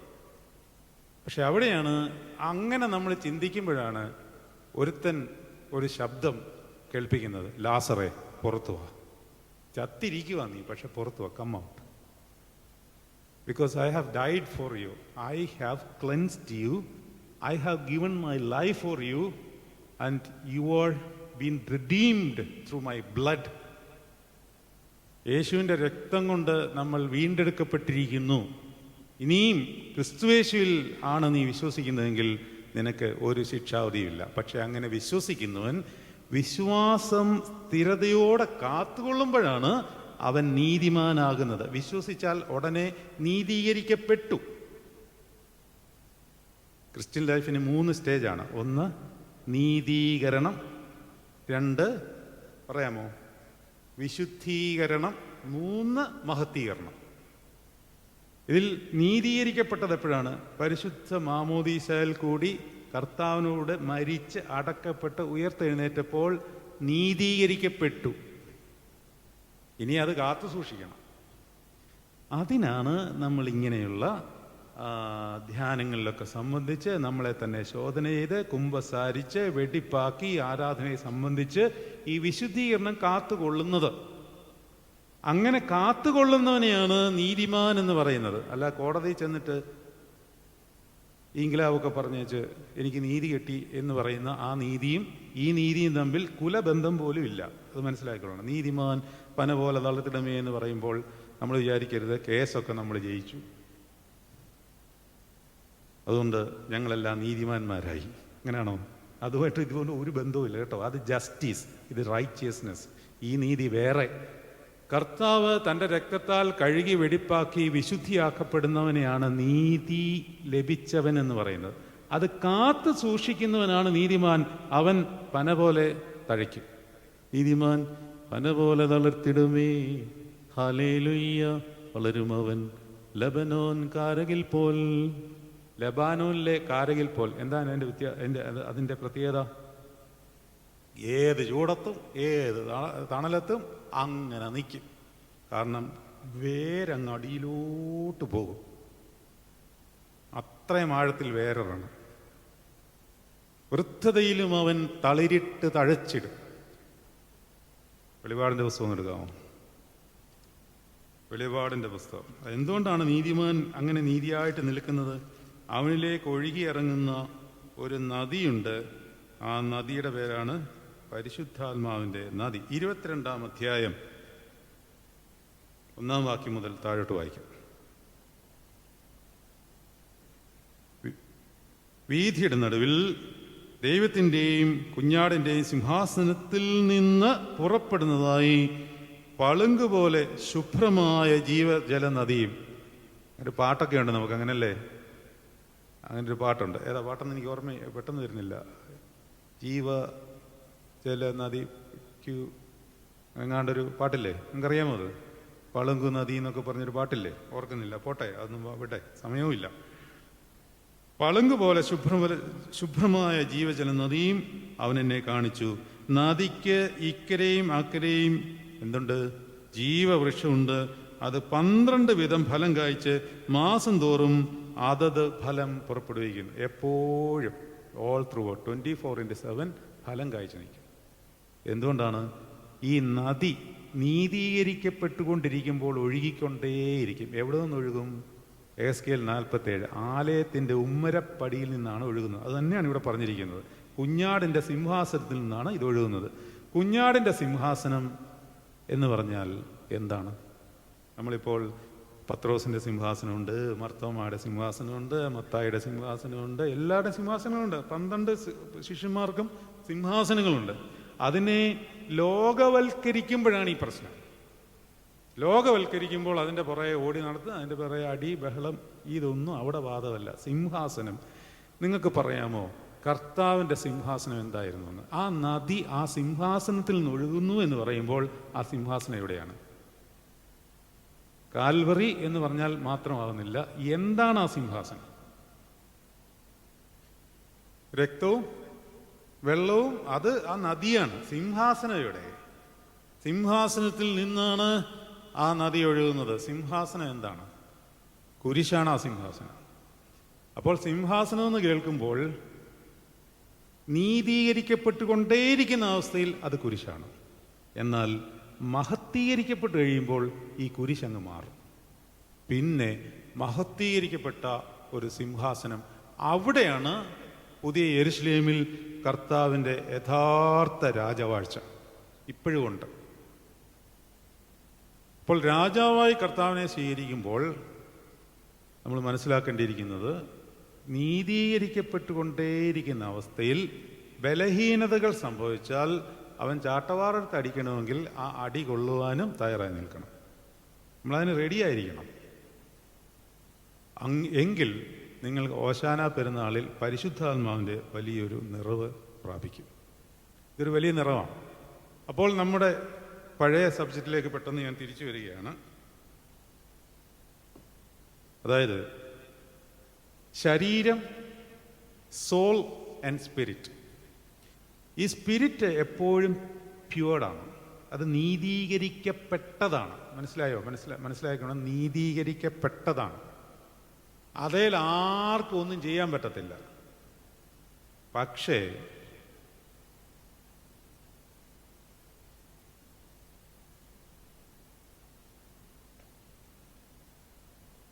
ഈ മെഴുകുതിരിയാണ് നമ്മുടെ ശരീരം എന്ന് വയ്ക്കുക. ഈ തിരി കത്തിച്ചാൽ, ലൈറ്റർ പ്ലീസ് ഉണ്ടെങ്കിൽ, അല്ലെങ്കിൽ ആ വിളക്കിൽ നിന്ന് കത്തിച്ചുകൊണ്ട് വന്നാലും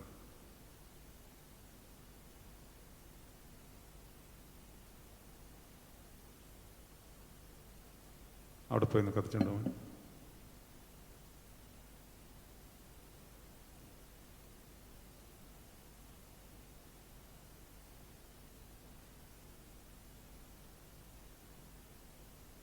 ആ മെഴുകുതിരി എന്ന് പറയുന്നത് നമ്മുടെ ശരീരമാണ് നമ്മൾ വയ്ക്കുക. ഇനി വേറെ സാധനം കൂടെ ഉണ്ട്, അത് ഇതിലില്ല. നിങ്ങൾ മനസ്സിൽ സങ്കല്പിക്കുക. ചില മെഴുകുതിരികൾ കണ്ടിട്ടുണ്ട്, അതിൻ്റെ ഒരു ചെറിയ ഫോർമേഷനാണ്. ഇങ്ങനെ ഇതിൻ്റെ അവിടെ ഒരു ഗ്ലാസ് കൊണ്ട് ഒരു ഔട്ടർ കവറിങ് ഉണ്ടെന്ന് വിചാരിക്കുക. ചില മെഴുകുതിരികൾ കണ്ടില്ല എങ്ങനെ? ഇവിടെ ഉണ്ടോ അത്? അങ്ങനത്തെ മെഴുകുതിരി കണ്ടിട്ടുണ്ടോ? ഇവിടെ ഒരു ഔട്ടർ കവറിങ് ഗ്ലാസ് കൊണ്ട്. നിങ്ങൾ കല്ലറയിലൊക്കെ ധൂപം വീശാൻ പോകുമ്പോൾ വേണമെങ്കിൽ അത്തരം തിരി വാങ്ങിച്ചു കഴിഞ്ഞാൽ കാറ്റടിക്കാതെ കെടാതെ നിൽക്കും. ഇപ്പം ഇവിടെ ഇതിൻ്റെ മധ്യഭാഗത്താണ്, അതായത് ഇങ്ങനൊരു ഗ്ലാസ് ഉണ്ടെങ്കിൽ അതിൻ്റെ മധ്യഭാഗത്താണ് ഈ തിരി കത്തി നിൽക്കുന്നത്. അത് വിശുദ്ധമാണ്.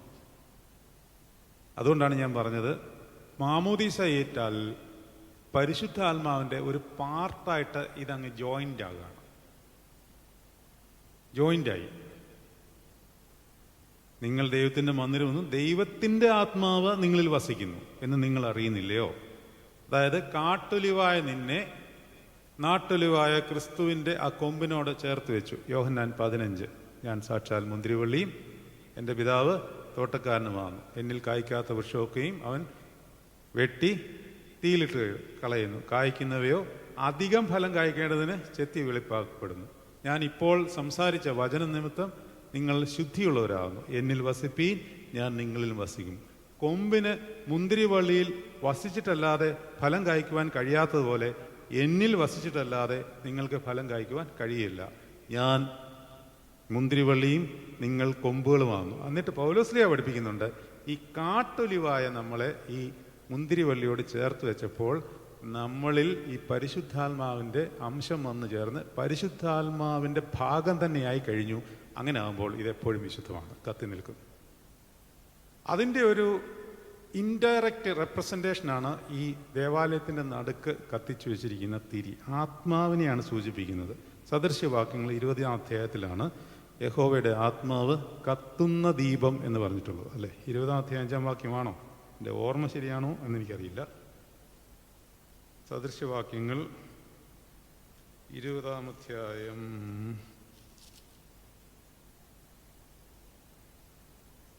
അല്ല, 20-ാം അധ്യായത്തിലല്ല, 20-ാം അധ്യായം 27-ാം വാക്യം. യഹോവയുടെ ദീപം, മനുഷ്യന്റെ ആത്മാവ് കർത്താവിൻ്റെ ദീപമാണ്. അതായത് പരിശുദ്ധാത്മാവിനെ പ്രതിനിധീകരിച്ചാണ് ഈ കത്തി നിൽക്കുന്ന ഈ തിരി. പക്ഷെ പ്രശ്നം എന്താണെന്നറിയാമോ? ഇത് ശുദ്ധമാണ്. സ്പിരിറ്റ് എപ്പോഴും ശുദ്ധമാണ്. അതുകൊണ്ടാണ് അതിനെ ഹോളി സ്പിരിറ്റ് എന്ന് പറയുന്നത്. ഇതിനെ ആർക്കും ഒന്നും ചെയ്യാൻ പറ്റത്തില്ല. ഇതിനെ അശുദ്ധമാക്കാൻ പറ്റത്തില്ല. തീ ആർക്കെങ്കിലും അശുദ്ധമാക്കാൻ പറ്റുമോ? തീയിൽ ഇതിൽ കൂടുതൽ എന്ത് പ്യൂരിറ്റി അതിന് വരാനുള്ളത്? ഒന്നുമില്ല. പക്ഷെ ഇത് പലതിനെയും ശുദ്ധമാക്കും. എന്നാൽ വേറൊരു കാര്യം ഈ തീയോട് ചെയ്യുവാൻ പറ്റും. അതായത് നമ്മൾ ഈ ഔട്ടർ കവറിങ്ങിൽ വെച്ചിരിക്കുന്ന ഈ ഗ്ലാസിൻ്റെ പ്രതലത്തിന്മേൽ ഈ ലോകത്തിലുള്ള പൊടിയും പുകയും ഒക്കെ പറ്റിക്കഴിയുമ്പോൾ ഈ കാണുന്ന പ്രകാശം ട്രാൻസ്പെറൻ്റായിട്ട് വെളിയിലോട്ട് വരത്തില്ല. എന്താണ് ഞാൻ പറഞ്ഞത്? ഞാൻ പറഞ്ഞ മനസ്സിലായോ? ഇതിൻ്റെ പുറത്തൊരു ഔട്ടർ കവറിങ് ഉള്ളത് ഗ്ലാസ് കൊണ്ടാണ്.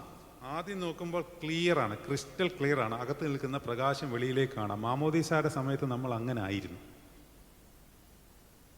മാമോദീസായിൽ സകല ആത്മീക അനുഗ്രഹങ്ങളാലും, എഫേസ്യർ 1:3, സ്വർഗത്തിലെ സകല ആത്മീക അനുഗ്രഹങ്ങളാലും ക്രിസ്തു യേശുവിൽ നമ്മെ അനുഗ്രഹിച്ചിരിക്കുന്ന നമ്മുടെ കർത്താവായ യേശു ക്രിസ്തുവിൻ്റെ പിതാവാം ദൈവം വാഴ്ത്തപ്പെട്ടവൻ. അപ്പോൾ സകല ആത്മീയവാരങ്ങളാലും നിറച്ചിങ്ങനെ ഇരിക്കുകയാണ്. പക്ഷെ ഇച്ചിരി വളർന്നു കഴിഞ്ഞപ്പോൾ നമുക്ക് തോന്നി നമ്മൾ കൊള്ളാം. അത്തിയുടെ കാര്യം പറഞ്ഞ പോലെ അല്പം ഷൈൻ ചെയ്യാനൊക്കെ തുടങ്ങി. ഉള്ള ലോകത്തിലെ പൊടിപടലങ്ങളെല്ലാം ഇതിൻ്റെ ചുറ്റും കൂടി. ഗ്ലാസ്സുകളെല്ലാം പൊടിയായി, അതങ്ങ് കറുത്തു, പുകയും കൂടെ പിടിച്ച് കറുത്തു. ഇപ്പോൾ വെളിയിൽ നോക്കുമ്പോൾ അകത്തെ തിരി കാണുവാനില്ല. തിരി അവിടെ കത്തി തന്നെയാണ് നിൽക്കുന്നത്. എന്താണ് ചെയ്യേണ്ടത്? ഈ പൊടി കഴുകിക്കളഞ്ഞ് തൂത്ത് കളഞ്ഞ് വൃത്തിയാക്കണം. അതിനാണ് കർത്താവ് ചാട്ടവാറെടുത്തത്. എങ്കിൽ മാത്രമേ അകത്തിരിക്കുന്ന പ്രകാശം വെളിയിലേക്ക് വരത്തുള്ളൂ. ആ പ്രകാശം വെളിയിലേക്ക് വന്ന് ഈ മെഴുകുതിരിയെയും കൂടെ വിശുദ്ധമാക്കും, ശരീരത്തെയും കൂടെ. അപ്പോൾ ഈ ഔട്ടർ കവറിങ്ങിൽ വെച്ചിരിക്കുന്ന ആ ഗ്ലാസ് ആണ് ദേഹി അല്ലെങ്കിൽ സോൾ. കുറച്ചും കൂടെ മനസ്സിലാകുന്ന ഭാഷയിൽ പറഞ്ഞാൽ അവർ തോട്ട്സ്, ഇമോഷൻസ് ആൻഡ് ലൈഫ് എന്ന് പറയാം. പ്രാണൻ, ഹൃദയബോധ വിചാരമണ്ഡലങ്ങൾ, ഇതിനെയാണ് ദേഹി എന്ന് പറയുന്നത്. ഇവനിലാണ് മുഴുവൻ പണിയും പിശാച് നടത്തുന്നത്. അത് എക്സിക്യൂട്ട് ചെയ്യുന്നത് ശരീരത്തിൽ. മനസ്സിലായോ? പണി നടത്തുന്നത് ദേഹിയിൽ, എക്സിക്യൂട്ട് ചെയ്യുന്നത് ശരീരത്തിൽ. ആത്മാവ് ഇങ്ങനെ ഇരിക്കും. ദൈവമേ, ഇതുങ്ങൾ രണ്ടും കൂടെ എന്തുകൊണ്ടാണ് ഈ കാണിക്കുന്നത്? കാരണം ആത്മാവിന് ദൈവീക രഹസ്യങ്ങൾ അറിയാം. ശരീരത്തിന് ഇത് അറിയത്തേയില്ല. ശരീരത്തിന് ആത്മാവുമായിട്ട് കണക്ഷൻ കൊടുത്തില്ലെങ്കിൽ ശരീരം ഇത് മനസ്സിലാക്കത്തില്ല. പാപം ചെയ്യാൻ ശരീരം നമ്മളെ പ്രേരിപ്പിക്കും. അതുകൊണ്ടാണ് ശരീരത്തെ ദണ്ഡിപ്പിക്കണമെന്ന് പറയുന്നത്. 1 കൊരിന്ത്യർ 9:27. 1 കൊരിന്ത്യർ 9:27.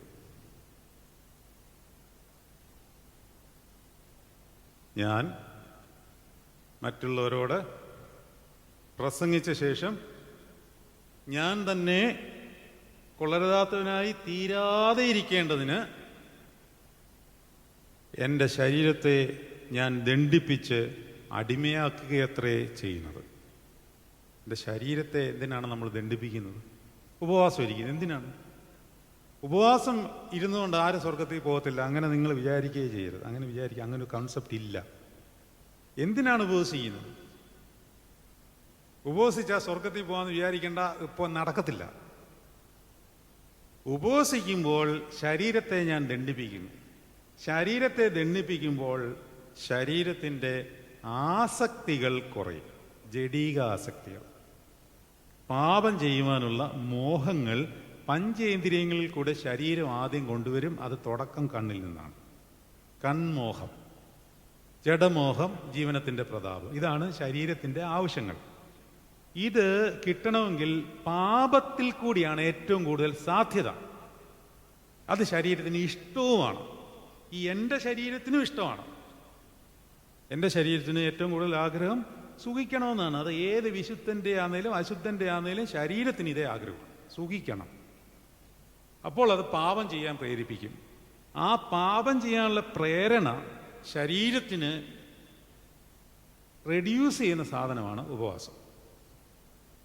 എന്നാൽ ശരീരത്തെ നമ്മൾ പോഷിപ്പിക്കുമ്പോൾ ജഡിക ആസക്തികൾ വർദ്ധിപ്പിക്കും. നിങ്ങളൊരു കാര്യം മനസ്സിലാക്കിക്കൊള്ളണം, കർത്താവിന് ശരീരത്തിൻ്റെ ആസക്തികളെ നമ്മൾ തോൽപ്പിക്കുന്നതിനേക്കാൾ മറ്റൊരു സന്തോഷമില്ല.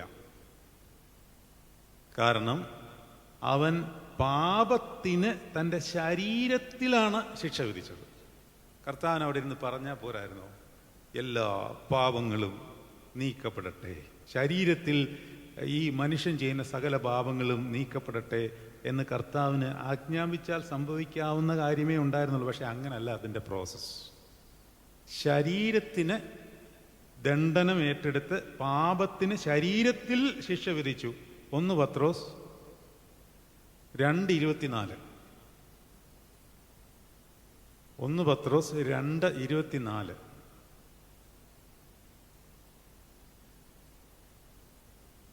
നാം പാപം സംബന്ധിച്ച് മരിച്ച് നീതിക്ക് ജീവിക്കേണ്ടതിന്. നീതി എന്താണെന്ന് മനസ്സിലായല്ലോ.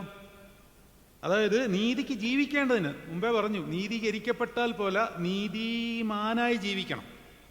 അപ്പോൾ നീതിക്ക് ജീവിക്കേണ്ടതിന് എന്ന് പറഞ്ഞാൽ നീതിമാനായിട്ട് നമ്മൾ ജീവിക്കേണ്ടതിന് അവൻ എന്താ ചെയ്തത്?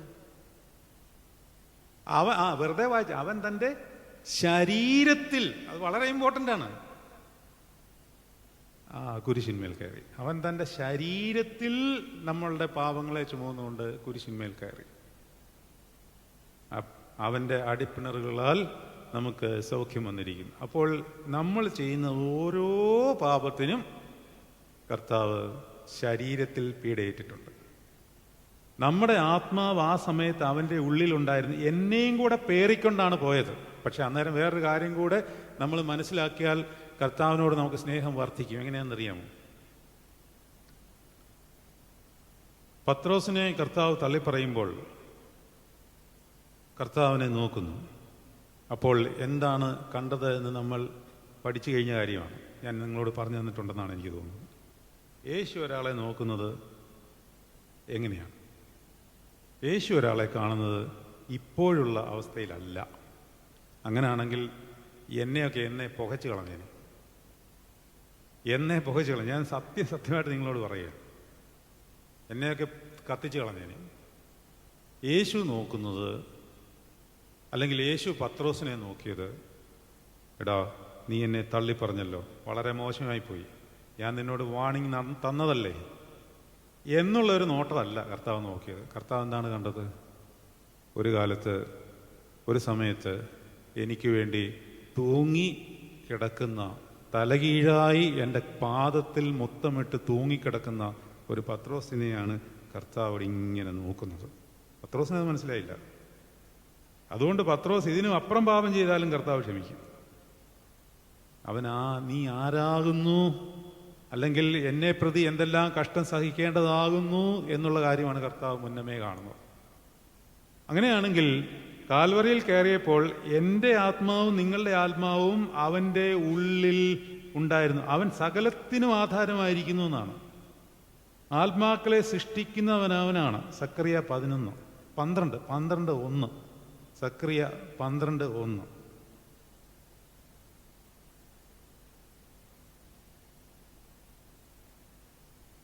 സക്കറിയ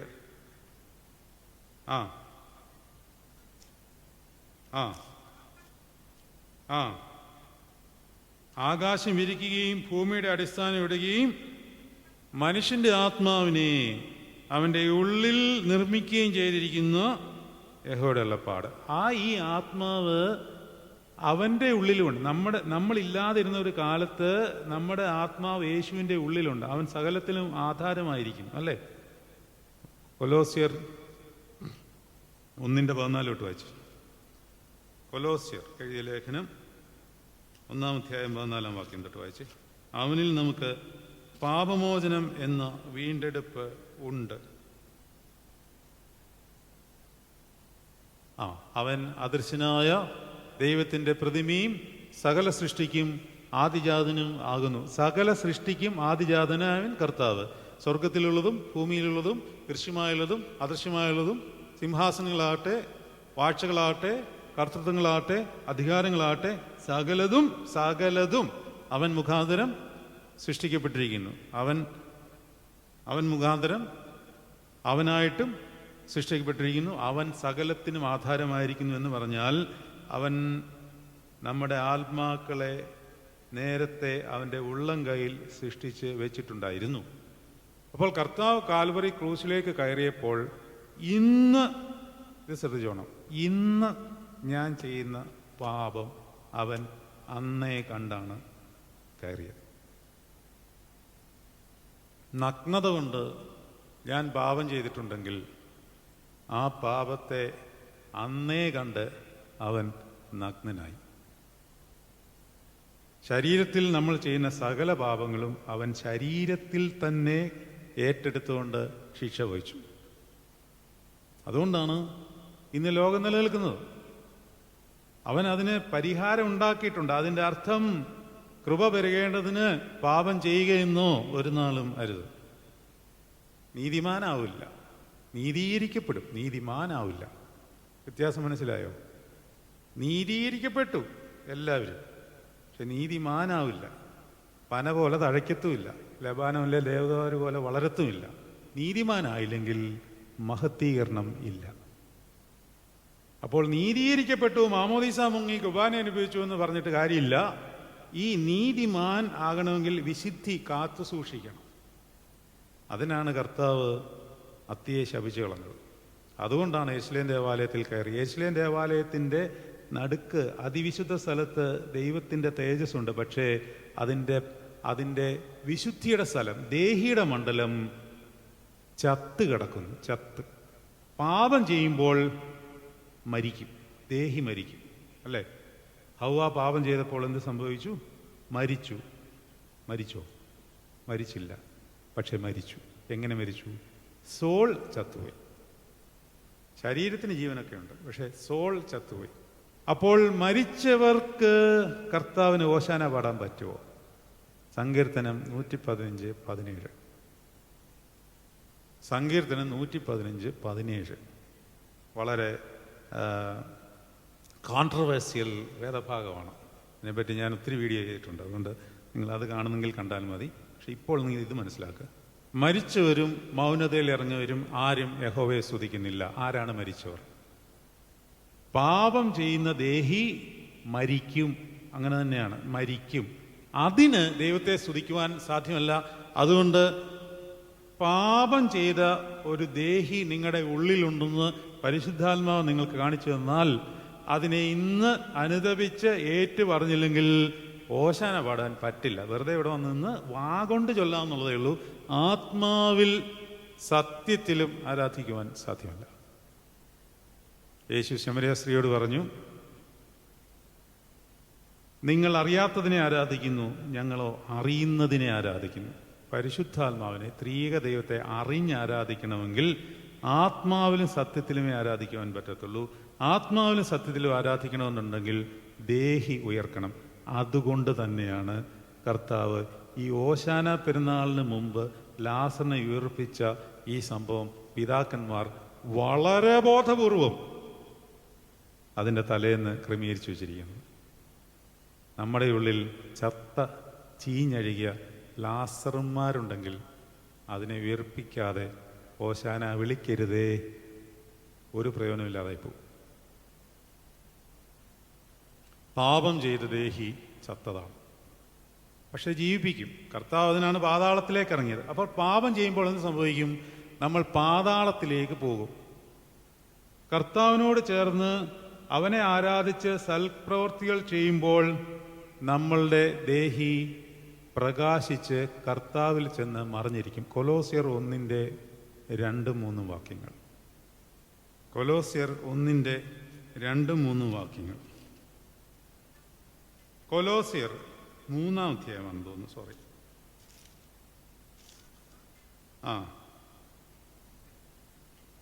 നിങ്ങൾ ക്രിസ്തുവിനോടുകൂടെ ഉയർത്തെഴുന്നേറ്റിരിക്കുന്നു എങ്കിൽ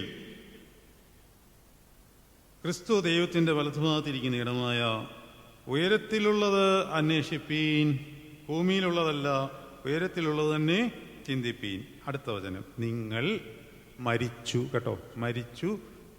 നിങ്ങളുടെ ജീവൻ ക്രിസ്തുവിനോടുകൂടെ ദൈവത്തിൽ മറഞ്ഞിരിക്കുന്നു. നിങ്ങൾ മരിച്ചു എന്ന് പൗലോസ്ലീഹ ഉദ്ദേശിക്കുന്നത് സ്നാനത്തിൽ അവനോടുകൂടെ മരിച്ച് അടക്കപ്പെട്ട് സ്നാനം കഴിഞ്ഞപ്പോൾ ഉയർത്തെഴുന്നേറ്റു. എന്നിട്ട് ആ ജീവൻ ക്രിസ്തുവിനോടുകൂടി മറഞ്ഞിരിക്കുന്നു. ഈ ജീവനെ കയറിയാണ് പിശാചിന് അറ്റാക്കുള്ളത്. അതുകൊണ്ട് ഇവൻ പറുദീസയിൽ കയറും. പിശാചിന് പറുദീസയിൽ കയറാം.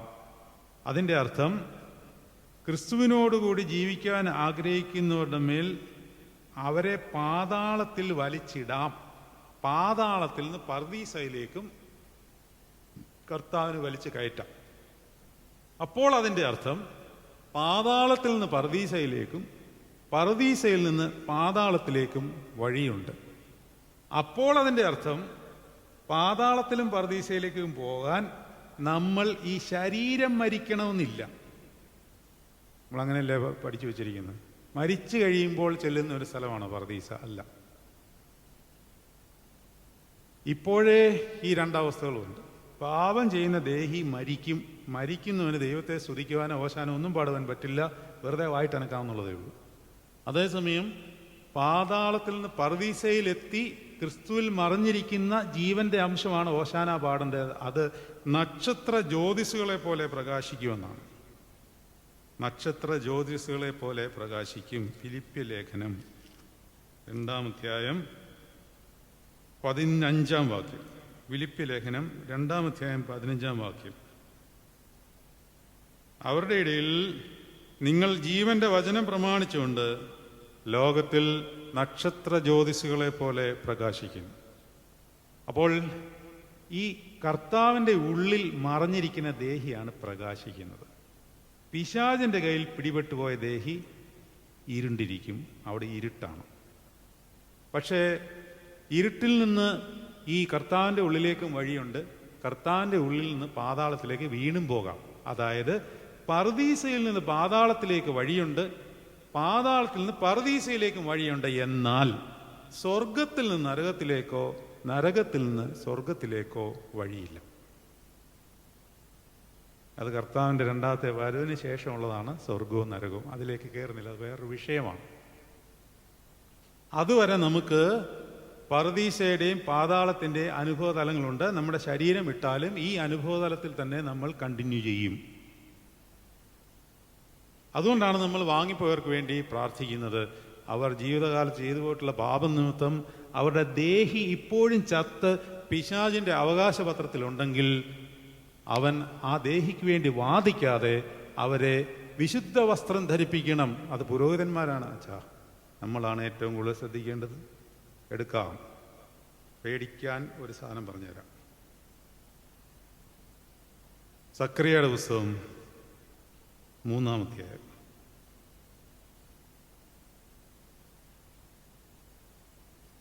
സക്രിയ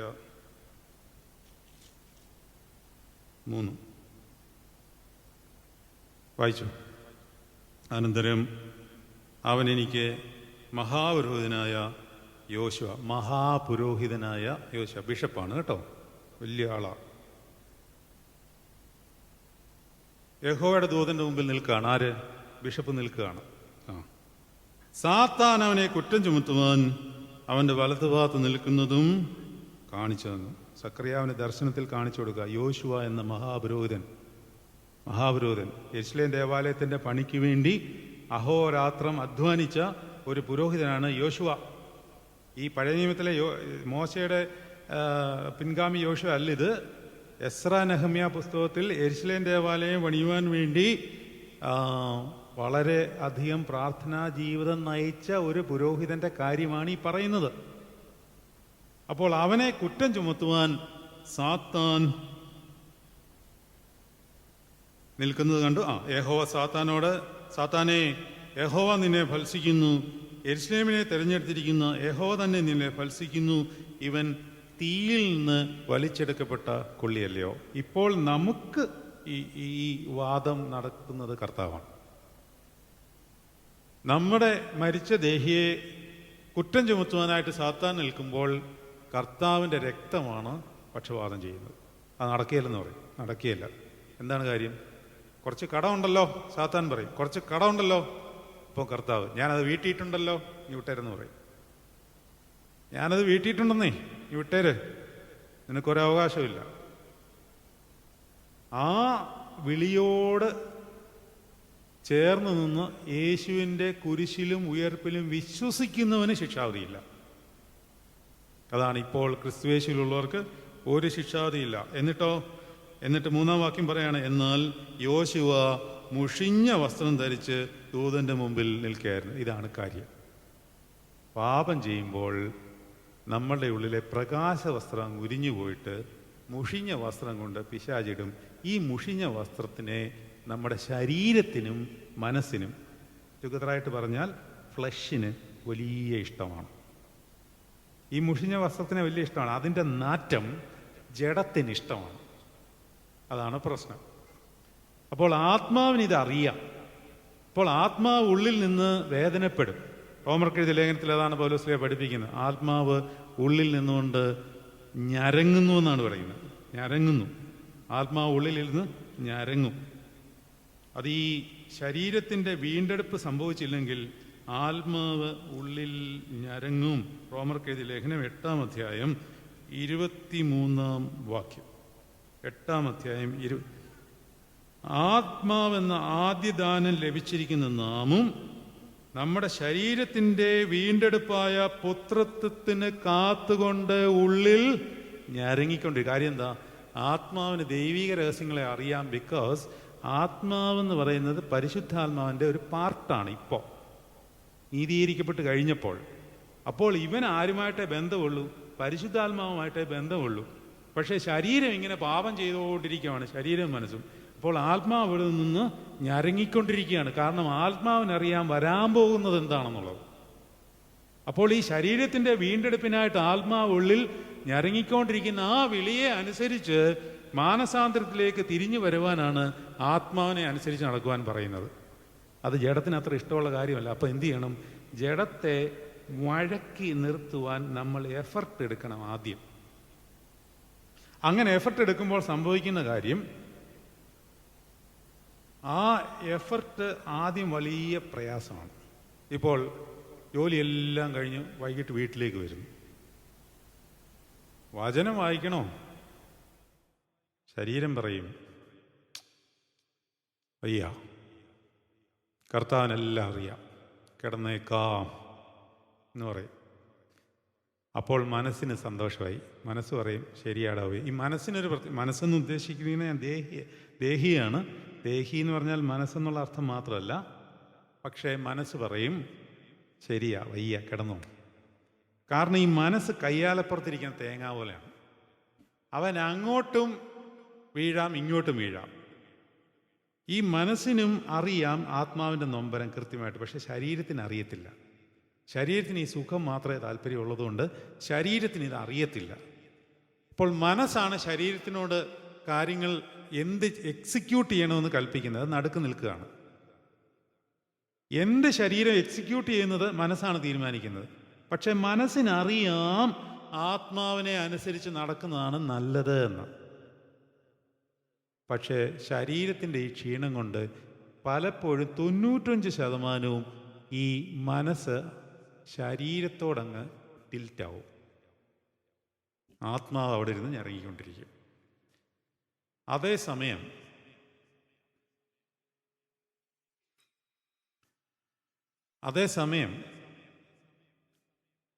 ഇത് തീർന്നതാണ്, സാരമില്ല, ബാറ്റ് തീർന്ന ഓക്കെ. അതേസമയം എന്താണ് പറഞ്ഞിട്ടുള്ളത്?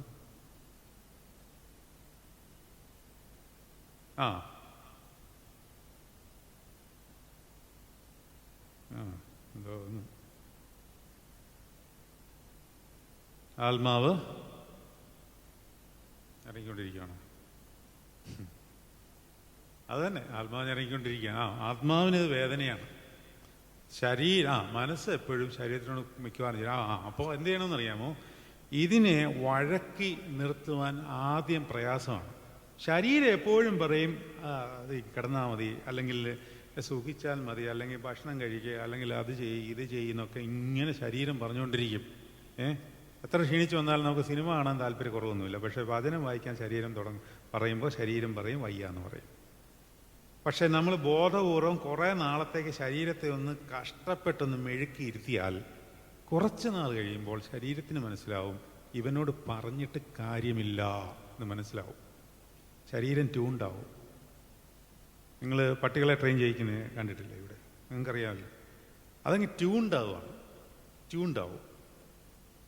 അത് ചിലടത്ത് ചെന്നാലേ അതിൻ്റെ കാര്യങ്ങൾ സാധിക്കുകയുള്ളൂ. എന്തുകൊണ്ടാണത്? അതിനെ അങ്ങനെ ട്യൂൺ ചെയ്തു കുറച്ച് നാളത്തേക്ക് അതിനെ ഷോക്കൊക്കെ അടുപ്പിച്ച് ട്രെയിനിങ് ഒക്കെ കൊടുത്തു കഴിഞ്ഞപ്പോൾ ഷോക്ക് അടുപ്പിക്കേണ്ടി വന്നു. ആദ്യം ഷോക്ക് അടുപ്പിച്ച് ട്രെയിനിങ് കൊടുത്തപ്പോൾ അതിന് മനസ്സിലായി ഇങ്ങനെ ചെയ്താലേ എനിക്കിത് ചെയ്യുവാൻ സാധിക്കത്തുള്ളൂ, അല്ലെങ്കിൽ ഷോക്ക് അടിക്കും. ശരീരത്തിനെ ദണ്ഡിപ്പിച്ച് കഴിഞ്ഞപ്പോൾ ശരീരം പതുക്കെ വഴങ്ങി തുടങ്ങി. ഒരു സ്റ്റേജ് ആകുമ്പോൾ ഈ ശരീരത്തിന്മേൽ പതുക്കെ ഈ ആത്മാവിൻ്റെ പ്രകാശം അടിക്കും. ആത്മാവിൻ്റെ പ്രകാശം ശരീരത്തിന് കിട്ടിത്തുടങ്ങി കഴിഞ്ഞാൽ ശരീരത്തിന് പതിയെ ആഗ്രഹം വന്നു തുടങ്ങും. ആത്മാവിൻ്റെ പ്രകാശത്തിനും ആ സന്തോഷമുണ്ട്. പിന്നെ പതിയെ ശരീരം നമ്മളോട് ശരീരത്തിൻ്റെ സുഖത്തിന് വേണ്ടി അധികം കൽപ്പിക്കില്ല. കാരണം കൽപ്പിച്ചാൽ നമ്മൾ അനുസരിക്കത്തില്ല എന്നുള്ള ബോധ്യം വരുമ്പോൾ ശരീരം ഈ സന്തോഷം ഡൈവേർട്ട് ചെയ്യും. എങ്ങോട്ട് ഡൈവേർട്ട് ചെയ്യും? ആത്മാവിൻ്റെ സന്തോഷത്തിലേക്ക് ഡൈവേർട്ട് ചെയ്യും. ഇങ്ങനെയാണ് ശരീരത്തിനെ ആത്മാവിനെ കൊണ്ട് അനുസരിപ്പിക്കേണ്ടത്. അല്ലാതെ നിങ്ങൾ ഉച്ചയും കുത്തി നിന്നാലും ഈ സംഗതി നടക്കുകയില്ല. അതിന് ശരീരത്തിനെ ദണ്ഡിപ്പിച്ചേ പറ്റത്തുള്ളൂ. അല്ലാതെ ശരീരം ആത്മാവിനെ അനുസരിക്കാൻ പോകുന്നില്ല. നിങ്ങൾ ഇനി എത്ര പ്രാർത്ഥിച്ചാലും, നിങ്ങളൊരു 10,000 കുർബാന ഉണ്ടാലും ശരീരം നിങ്ങളെ അനുസരിക്കത്തില്ല. കുർബാന കൊണ്ടിട്ട് നേരെ നമ്മൾ ലോകത്തിൻ്റെ സന്തോഷത്തിലേക്ക് പോകും. അങ്ങനെ വിശുദ്ധിയിൽ നിന്ന് വിശുദ്ധിയിലേക്ക് നമ്മുടെ ശരീരം എത്തിക്കഴിയുന്നവനാണ് നീതിമാനാകുന്നതും അവനാണ് മഹത്വീകരിക്കപ്പെടുന്നതും. അവനെ തൊട്ടുമ്പോഴാണ്, അവൻ്റെ നിഴലിൽ സ്പർശിച്ചപ്പോഴാണ് രോഗികൾക്ക് സൗഖ്യം ഉണ്ടായത്. പത്രോസിൻ്റെ നിഴലിനെ തൊട്ടപ്പോൾ എന്തുകൊണ്ടാണ് സൗഖ്യം ഉണ്ടായത്? എൻ്റെ നിഴലിനെ തൊടുമ്പോൾ എന്തുകൊണ്ടാണ് സൗഖ്യം ഉണ്ടാകാതിരിക്കുന്നത്? കാര്യം ഇത്രയേ ഉള്ളൂ. ശരീരത്തിൽ മേൽ വിശുദ്ധി വരുന്നില്ല. അപ്പോൾ ശരീരത്തിന് വിശുദ്ധി വരണമെന്നുണ്ടെങ്കിൽ ആദ്യം ശരീരത്തെ വഴക്കി കൊണ്ടുവന്ന് പതിയെ എത്തിക്കഴിയുമ്പോൾ ശരീരം പതുക്കെ അനുസരിച്ച് തുടങ്ങുമ്പോൾ ആത്മാവിൻ്റെ പ്രകാശം ശരീരത്തിലേക്ക് കയറുകയും ശരീരത്തിന് ഒരു സന്തോഷം എപ്പോഴും വേണം. അപ്പോൾ ഈ സന്തോഷത്തിലേക്ക് പതിയെ ശരീരം വഴങ്ങും. അങ്ങനെയുള്ളപ്പോൾ എത്ര ക്ഷീണിച്ചു വന്നാലും നമ്മൾ പ്രാർത്ഥിക്കാതെയും ദൈവത്തിൻ്റെ സന്നിധിയിൽ ഇരിക്കാതെയും നമുക്ക് ഉറക്കം വരില്ല എന്നുള്ള അവസ്ഥയാണ്. മറ്റേത് ശരീരം പറയുന്നത് ഉറങ്ങിക്കോളാനാണ്. എന്തുകൊണ്ടാണത്? ചത്ത ദേഹി അകത്ത് കിടപ്പുള്ളതുകൊണ്ടാണ്. ആത്മാവിൽ നിന്ന് പ്രകാശം അടിക്കുമ്പോൾ ഈ ചത്ത ദേഹിയോട് കർത്താവ് പറയും, ലാസറേ, ചത്ത ദേഹിയെ പുറത്തു വരിക. ഈ ശബ്ദം വചനത്തിൽ കൂടിയാണ് കിട്ടുന്നത്. അതിനാണ് ദിവസവും രാവിലെയും വൈകിട്ടും വചനത്തിൽ ഇരിക്കണമെന്ന് പറയുന്നത്. കർത്താവിൻ്റെ ശബ്ദം കേൾക്കുവാൻ ഏറ്റവും സിംപിളസ്റ്റ് മാർഗം വചനം ധ്യാനിക്കുക എന്നുള്ള. യോശുവ 1:8.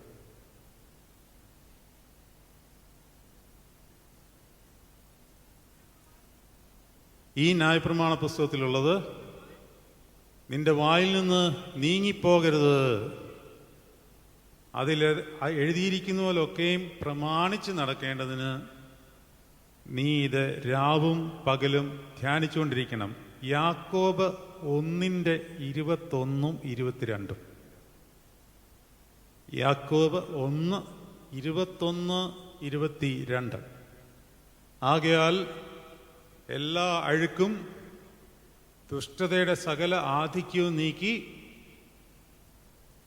നിങ്ങളുടെ ആത്മാക്കളെ രക്ഷിപ്പാൻ കഴിവുള്ളതും ഉൾനട്ടതുമായ വചനം സൗമ്യതയോടെ കൈക്കൊള്ളുവിൻ. ഒത്തിരി വചനങ്ങളുണ്ട്. ഞാൻ നിന്റെ വചനങ്ങളെ കണ്ടെത്തി ഭക്ഷിച്ചിരിക്കുന്നു. യെശയ്യാ 34:16 യഹോവയുടെ പുസ്തകത്തിൽ അന്വേഷിച്ച് വായിച്ചു നോക്കി. 119 സങ്കീർത്തനം മുഴുവൻ വചനത്തിൻ്റെ ശക്തിയെപ്പറ്റിയാണ്. കർത്താവിൻ്റെ വചനം.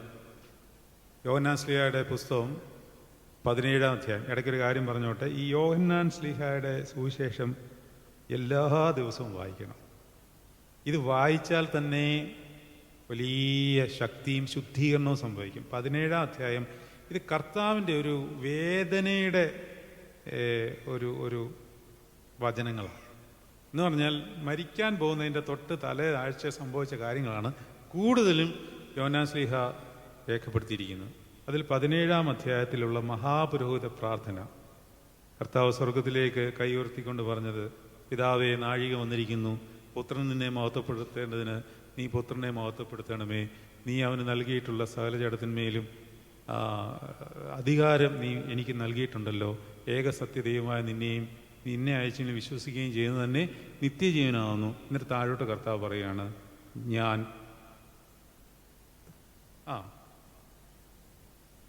തികച്ചിരിക്കുന്നു. ഞാൻ അതിനകത്ത് പറയുന്നത്, ഞാൻ എൻ്റെ വചനം അവർക്ക് കൊടുത്തിരിക്കുന്നു. നീ തന്ന വചനം ഞാൻ അവർക്ക് കൊടുത്തിരിക്കുന്നു. വചനമാണ്. അപ്പോൾ ഈ വചനത്താൽ ഈ ശബ്ദം കേട്ട് കഴിഞ്ഞാൽ ഈ നമ്മുടെ ഈ ചത്ത ദേഹിക്ക് പിന്നെ ഈ ചത്തിരിക്കാൻ പറ്റില്ല. കർത്താവിൻ്റെ വചനത്തിന് അങ്ങനെ ശക്തിയുണ്ട്. ചത്ത ദേഹി പിന്നെ ചത്തിരിക്കത്തില്ല, അത് ജീവിക്കും.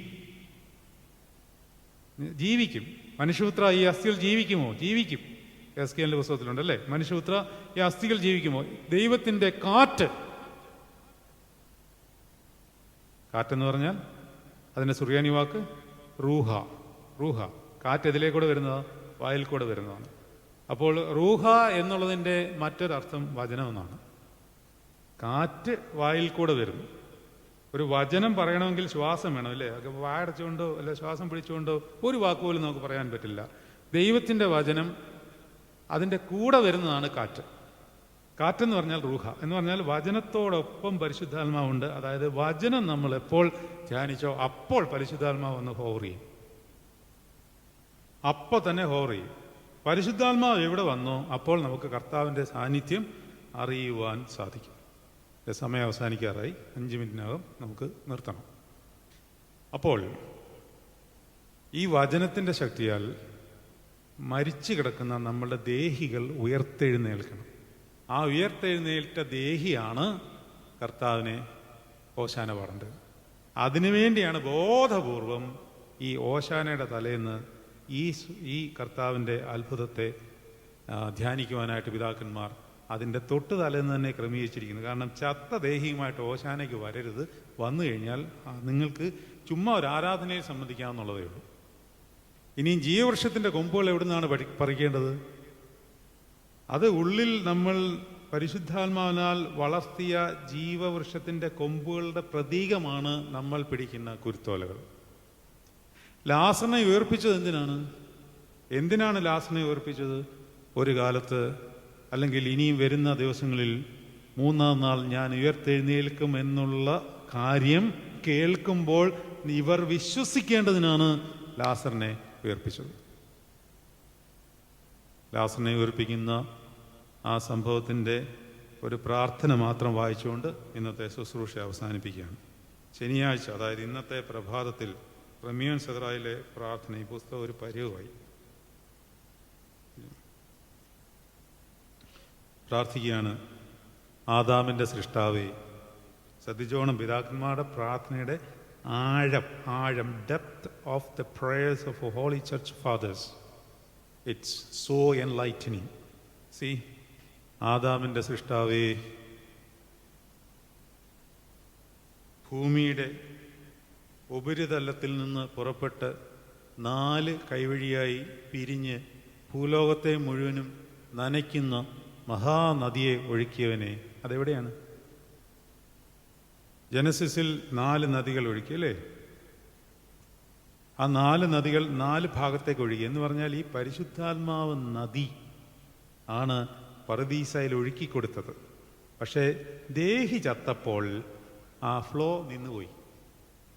ആ ഫ്ലോ റീഇനാഗറേറ്റ് അല്ലെങ്കിൽ റീഇൻസ്റ്റിറ്റ്യൂട്ട് ചെയ്തത് പിന്നെ കുരിശെന്ന് പറയുന്ന സിംഹാസനത്തിൽ നിന്ന് പളുങ്ക് നദി ഒഴുകിയപ്പോഴാണ്. അതെങ്ങനെയാണ് ഒഴുകിയത്? ഇത് കുത്തിയപ്പോൾ എന്താണ് സംഭവിച്ചത്? ഇത് സ്പ്രെഡ് ചെയ്യുക എന്ന് പറഞ്ഞാൽ അന്തരീക്ഷത്തിലേക്കാണ് ആദ്യം സ്പ്രെഡ് ആവുന്നത്. അന്തരീക്ഷത്തിലേക്ക് സ്പ്രെഡ് ചെയ്യുക എന്ന് പറഞ്ഞാൽ the entire creation was cleansed because of the smearing or spreading of the blood of Jesus Christ. അപ്പോൾ ഏദൻ തോട്ടത്തിൽ ബ്ലോക്കായി നിന്ന സാധനം, because of the sin of Adam and Eve and all the human mankind, അത് ബ്ലോക്കായി. നദിയുണ്ട് അവിടെ, മറ്റേ കവറിങ് കാരണം ഇതിൻ്റെ ഫ്ലോ ബ്ലോക്കായി കഴിഞ്ഞപ്പോൾ എന്ത് സംഭവിച്ചു? പിന്നീട് ഇതിനെ ഒന്ന് ചെറുതായിട്ടൊന്ന് അനക്കി കൊടുക്കുവാൻ ഒരു ന്യായപ്രമാണം വേണ്ടി വന്നു. ആ ന്യായപ്രമാണം തൽക്കാലത്തേക്ക് കൊടുത്തു. അത് മാറ്റിയിട്ട് ഒറിജിനൽ നദി തിരികെ തരുവാനായിട്ട് ഈ മനുഷ്യൻ ചെയ്ത പാപമെല്ലാം തൻ്റെ സ്വന്തം ശരീരത്തിൽ ഏറ്റെടുത്തിട്ട് ആ ശരീരത്തിൽ നിന്ന് തന്നെ ഈ ജീവന്റെ പളുങ്ക് നദി പുറപ്പെടുവിച്ചു കൊടുത്തു. അതാണ് പിതാക്കന്മാരിവിടെ പറയാൻ പോകുന്നത്. മഹാനദിയെ ഒഴുക്കുന്നവനെ, അനാദിന്റെ വചനമായ യേശുമ്പുരാനെ, നീ കാലവ്യത്യാസം കൂടാതെ പരിമിത കാലത്തിന് അധീനനായി കാണപ്പെട്ടു. താഴോട്ടത് പോട്ടെ. താഴോട്ട് വായിക്കുമ്പോൾ, നിന്റെ അത്ഭുത പ്രവൃത്തികളാൽ നീ ലോകത്തെ സന്തോഷിപ്പിച്ചു. നിന്റെ രക്ഷാകരമായ കഷ്ടാനുഭവത്തിന്റെ സമയം സമീപിച്ചപ്പോൾ, ശ്രദ്ധിച്ചോളാം, നമ്മൾ ഈ പ്രാർത്ഥന വായിച്ച് അവസാനിപ്പിക്കുകയാണ്.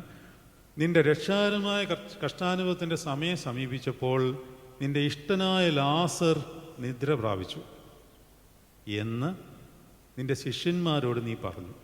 അവരാകട്ടെ, അവൻ നിദ്ര പ്രാപിച്ചുവെങ്കിൽ ഉണരും എന്ന് മറുപടി പറഞ്ഞു. അപ്പോൾ ലാസർ മരിച്ചുവെന്നും നിങ്ങൾ വിശ്വസിപ്പാൻ നിങ്ങളെ പ്രതി ഞാൻ അവിടെ ഇല്ലായിരുന്നതിനാൽ സന്തോഷിക്കുന്നു, വരുവിൻ നമുക്ക് അങ്ങോട്ട് പോകാമെന്നും നീ അവരോട് തെളിച്ചു പറഞ്ഞു. എന്നാൽ ബഥാനിയിലേക്ക് നീ വന്നപ്പോൾ, ഇവിടെ ശ്രദ്ധിച്ചോണം, എന്നാൽ ബഥാനിയിലേക്ക് നീ വന്നപ്പോൾ മാർത്ത പുറപ്പെട്ടു ചെന്ന് നിന്റെ അടുക്കൽ വന്ന് കരഞ്ഞുകൊണ്ട്, കർത്താവേ, അങ്ങ് ഇവിടെ ഉണ്ടായിരുന്നുവെങ്കിൽ എൻ്റെ സഹോദരൻ മരിക്കയില്ലായിരുന്നു എന്ന് പറഞ്ഞു. നീ ആകട്ടെ നിന്റെ സഹോദരൻ ഉയർക്കുമെന്ന് മറുപടി അറിയും. അന്ത്യനാളിൽ പുനരുത്ഥാനത്തിൽ അവൻ ഉയർത്തെഴുന്നേൽക്കുമെന്ന് അവൾ നിന്നോടും പറഞ്ഞു. അപ്പോൾ കർത്താവ്, ഞാൻ തന്നെ പുനരുത്ഥാനവും ജീവനുമാകുന്നു. അവൾക്കൊന്നും മനസ്സിലായില്ല. അവൾ ഓടി മറിയയുടെ അടുക്കൽ ചെന്ന്, ഗുരു നിന്നെ വിളിക്കുന്നു എന്ന് പറഞ്ഞ് വിളിച്ചുകൊണ്ടുവന്നു. മറിയയാകട്ടെ ഇത് കേട്ട് വന്ന് കരഞ്ഞുകൊണ്ട് നിന്റെ പാദത്തിങ്കൽ വീണു. ഞാനിതിനെപ്പറ്റി നിങ്ങൾക്ക് പറഞ്ഞു തന്നിട്ടുള്ളതാണ്, അതുകൊണ്ട് ഞാൻ വീണ്ടും പറയുന്നില്ല. മറിയയ്ക്കും മാർത്തയ്ക്കും ഉള്ള ഒരു ഡിഫറൻസ്, മറിയ ദിവസവും വചനത്തിന് അടിസ്ഥാനമായി കർത്താവിൻ്റെ സ്വരം കേൾക്കുകയും കേൾക്കുവാൻ ആഗ്രഹിക്കുകയും ചെയ്തതിനാൽ അവളുടെ ഉള്ളിലെ ദേഹി മുഴുവൻ പ്രകാശിതമായിരുന്നു. എന്നാൽ മാർത്ത പല പല കാര്യങ്ങളെ ചൊല്ലി വ്യാകുലപ്പെട്ടിരുന്നത് കൊണ്ട്, ആ വാക്ക് ശ്രദ്ധിക്കണം, വ്യാകുലപ്പെട്ടു. പല പല കാര്യങ്ങളെപ്പറ്റി വ്യാപൃതരാകാം, പക്ഷെ ആകുലപ്പെടുന്നത് എന്തിനാണ്? അങ്ങനെയാണ് വചനം പറയുന്നത്. അവൾ ആകുലപ്പെട്ടിരുന്നത് കൊണ്ട്, ഈ ആകുലത എവിടുന്നാണ് വരുന്നത്? ചത്ത ദേഹിയിൽ നിന്നുമാണ് ആകുലത വരുന്നത്. നിരാശ, ആകുലത, മുറിവ് എന്ന് പറഞ്ഞാൽ പൊറുക്കാൻ പറ്റാത്ത മുറിവുകൾ, ഇതെല്ലാം ചത്ത ദേഹിയിൽ നിന്ന് വരുന്നതാണ്. പാപം ചെയ്യുന്നതിൻ്റെ ഫലമായി നമ്മളിൽ ഉണ്ടാകുന്നതാണ് പാതാളാവസ്ഥയും നിരാശയും. ആത്മഹത്യ ചെയ്യണമെന്നുള്ള തോന്നൽ എങ്ങനെ ഉണ്ടാകുന്നതാണ്? പാപത്തിൻ്റെ അനന്തരഫലമാണ്. അപ്പോൾ എന്താ സംഭവിച്ചത്? പാദത്തിങ്കിൽ വീണു. അവൾ കരയുന്നതും അവളോടൊന്നിച്ചു വന്ന യൂതന്മാർ നിലവിളി കൂട്ടുന്നതും കണ്ട് നീ ഹൃദയം കലങ്ങി കണ്ണീരൊഴുക്കി. അടുത്ത പ്രാർത്ഥന ശ്രദ്ധിച്ചുകൊള്ളണം. ഉയർപ്പിപ്പാനിരുന്നതിനാൽ ലാസറിനെ പ്രതിയല്ല നീ കണ്ണീരൊഴുക്കിയത്. കർത്താവിനറിയാമായിരുന്നല്ലോ ലാസർ ഉയർക്കാൻ പോവാന്ന്. പിന്നെ എന്തിനാണ് കർത്താവ് കരഞ്ഞത്? അതിൻ്റെ ഉത്തരം ഇവിടെ കിടപ്പുണ്ട്. ആ ഉത്തരം ധ്യാനിച്ചുകൊണ്ട് നമുക്ക് ഇന്നത്തെ ഈ ശുശ്രൂഷ അവസാനിപ്പിക്കാം. പിന്നെയോ നശിച്ച് ജീർണാശിഷ്ടമായി മരണത്തിനും സാത്താനും ഇരയായിത്തീർന്ന മനുഷ്യകുലത്തിൻ്റെ ദേഹിയെ പ്രതിയായിരുന്നു നീ കരഞ്ഞത്. മനസ്സിലായോ? ഈ പ്രാർത്ഥനയുടെ ഡെപ്ത് നോക്കിയോ നിങ്ങൾ? ഇത് നമുക്ക് ഇതിനകത്ത് കിട്ടത്തില്ലത്. മനുഷ്യകുലത്തിൻ്റെ ചത്ത് കിടക്കുന്ന, ജീർണാവസ്ഥയിലായി നശിച്ചു കിടക്കുന്ന ദേഹികളെ കർത്താവ് കാണുവാണ് ഈ ലാസർ അഴിയിൽ നിന്നപ്പോൾ. ഒറ്റ വാക്ക് മതി. വിശ്വസിച്ചൊരു കൂട്ടം കർത്താവിനോട് ചേർന്ന് ഒറ്റ വാക്കിൽ ആ ദേഹി പുറത്തു വന്നു. ലാസറെ പുറത്തു വരിക. അപ്പോൾ നമ്മുടെ ദേഹിയോട് ജോൺ സാമുവേൽ നിന്റെ ചത്തദേഹി പുറത്തു വരട്ടെ എന്നുള്ള ശബ്ദം കേൾക്കുവാനായിട്ട് വചനത്തിലും ആരാധനയിലും നിലകൊണ്ട് ആ ദേഹിയെ ജീവിപ്പിച്ചാൽ രാജാധിരാജന് ഓശാന പാടാം, അല്ലെങ്കിൽ ജൽപ്പനം നടത്താം. അത്രയേ ഉള്ളൂ. അതുകൊണ്ട് നമ്മൾ അനുദപിക്കുക, ചെയ്തു പോയ പാപ അവസ്ഥകളെല്ലാം ഓർത്ത് ദൈവസന്നിധിയിൽ കരയുക, നെടുവീർപ്പിടുക.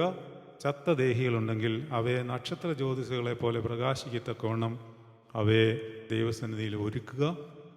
എന്നിട്ട് ജീവവൃക്ഷത്തിൻ്റെ ഒരു കൊമ്പ് നാളെ ഓടിച്ചുകൊണ്ട് വരിക. നമ്മുടെ ദേഹികൾ ചത്തിട്ടുണ്ടെങ്കിൽ ജീവവൃക്ഷം കരിഞ്ഞിരിക്കും.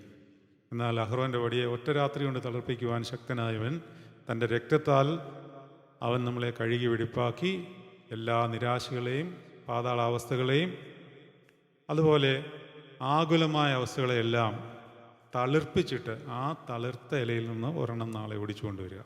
അതിൻ്റെ പ്രതീകമായിട്ട് വേണം നല്ല കുരുത്തോലകൾ നിങ്ങൾ കയ്യിൽ ഏന്തുവാൻ. ദൈവം നിങ്ങളെല്ലാവരെയും അനുഗ്രഹിക്കട്ടെ.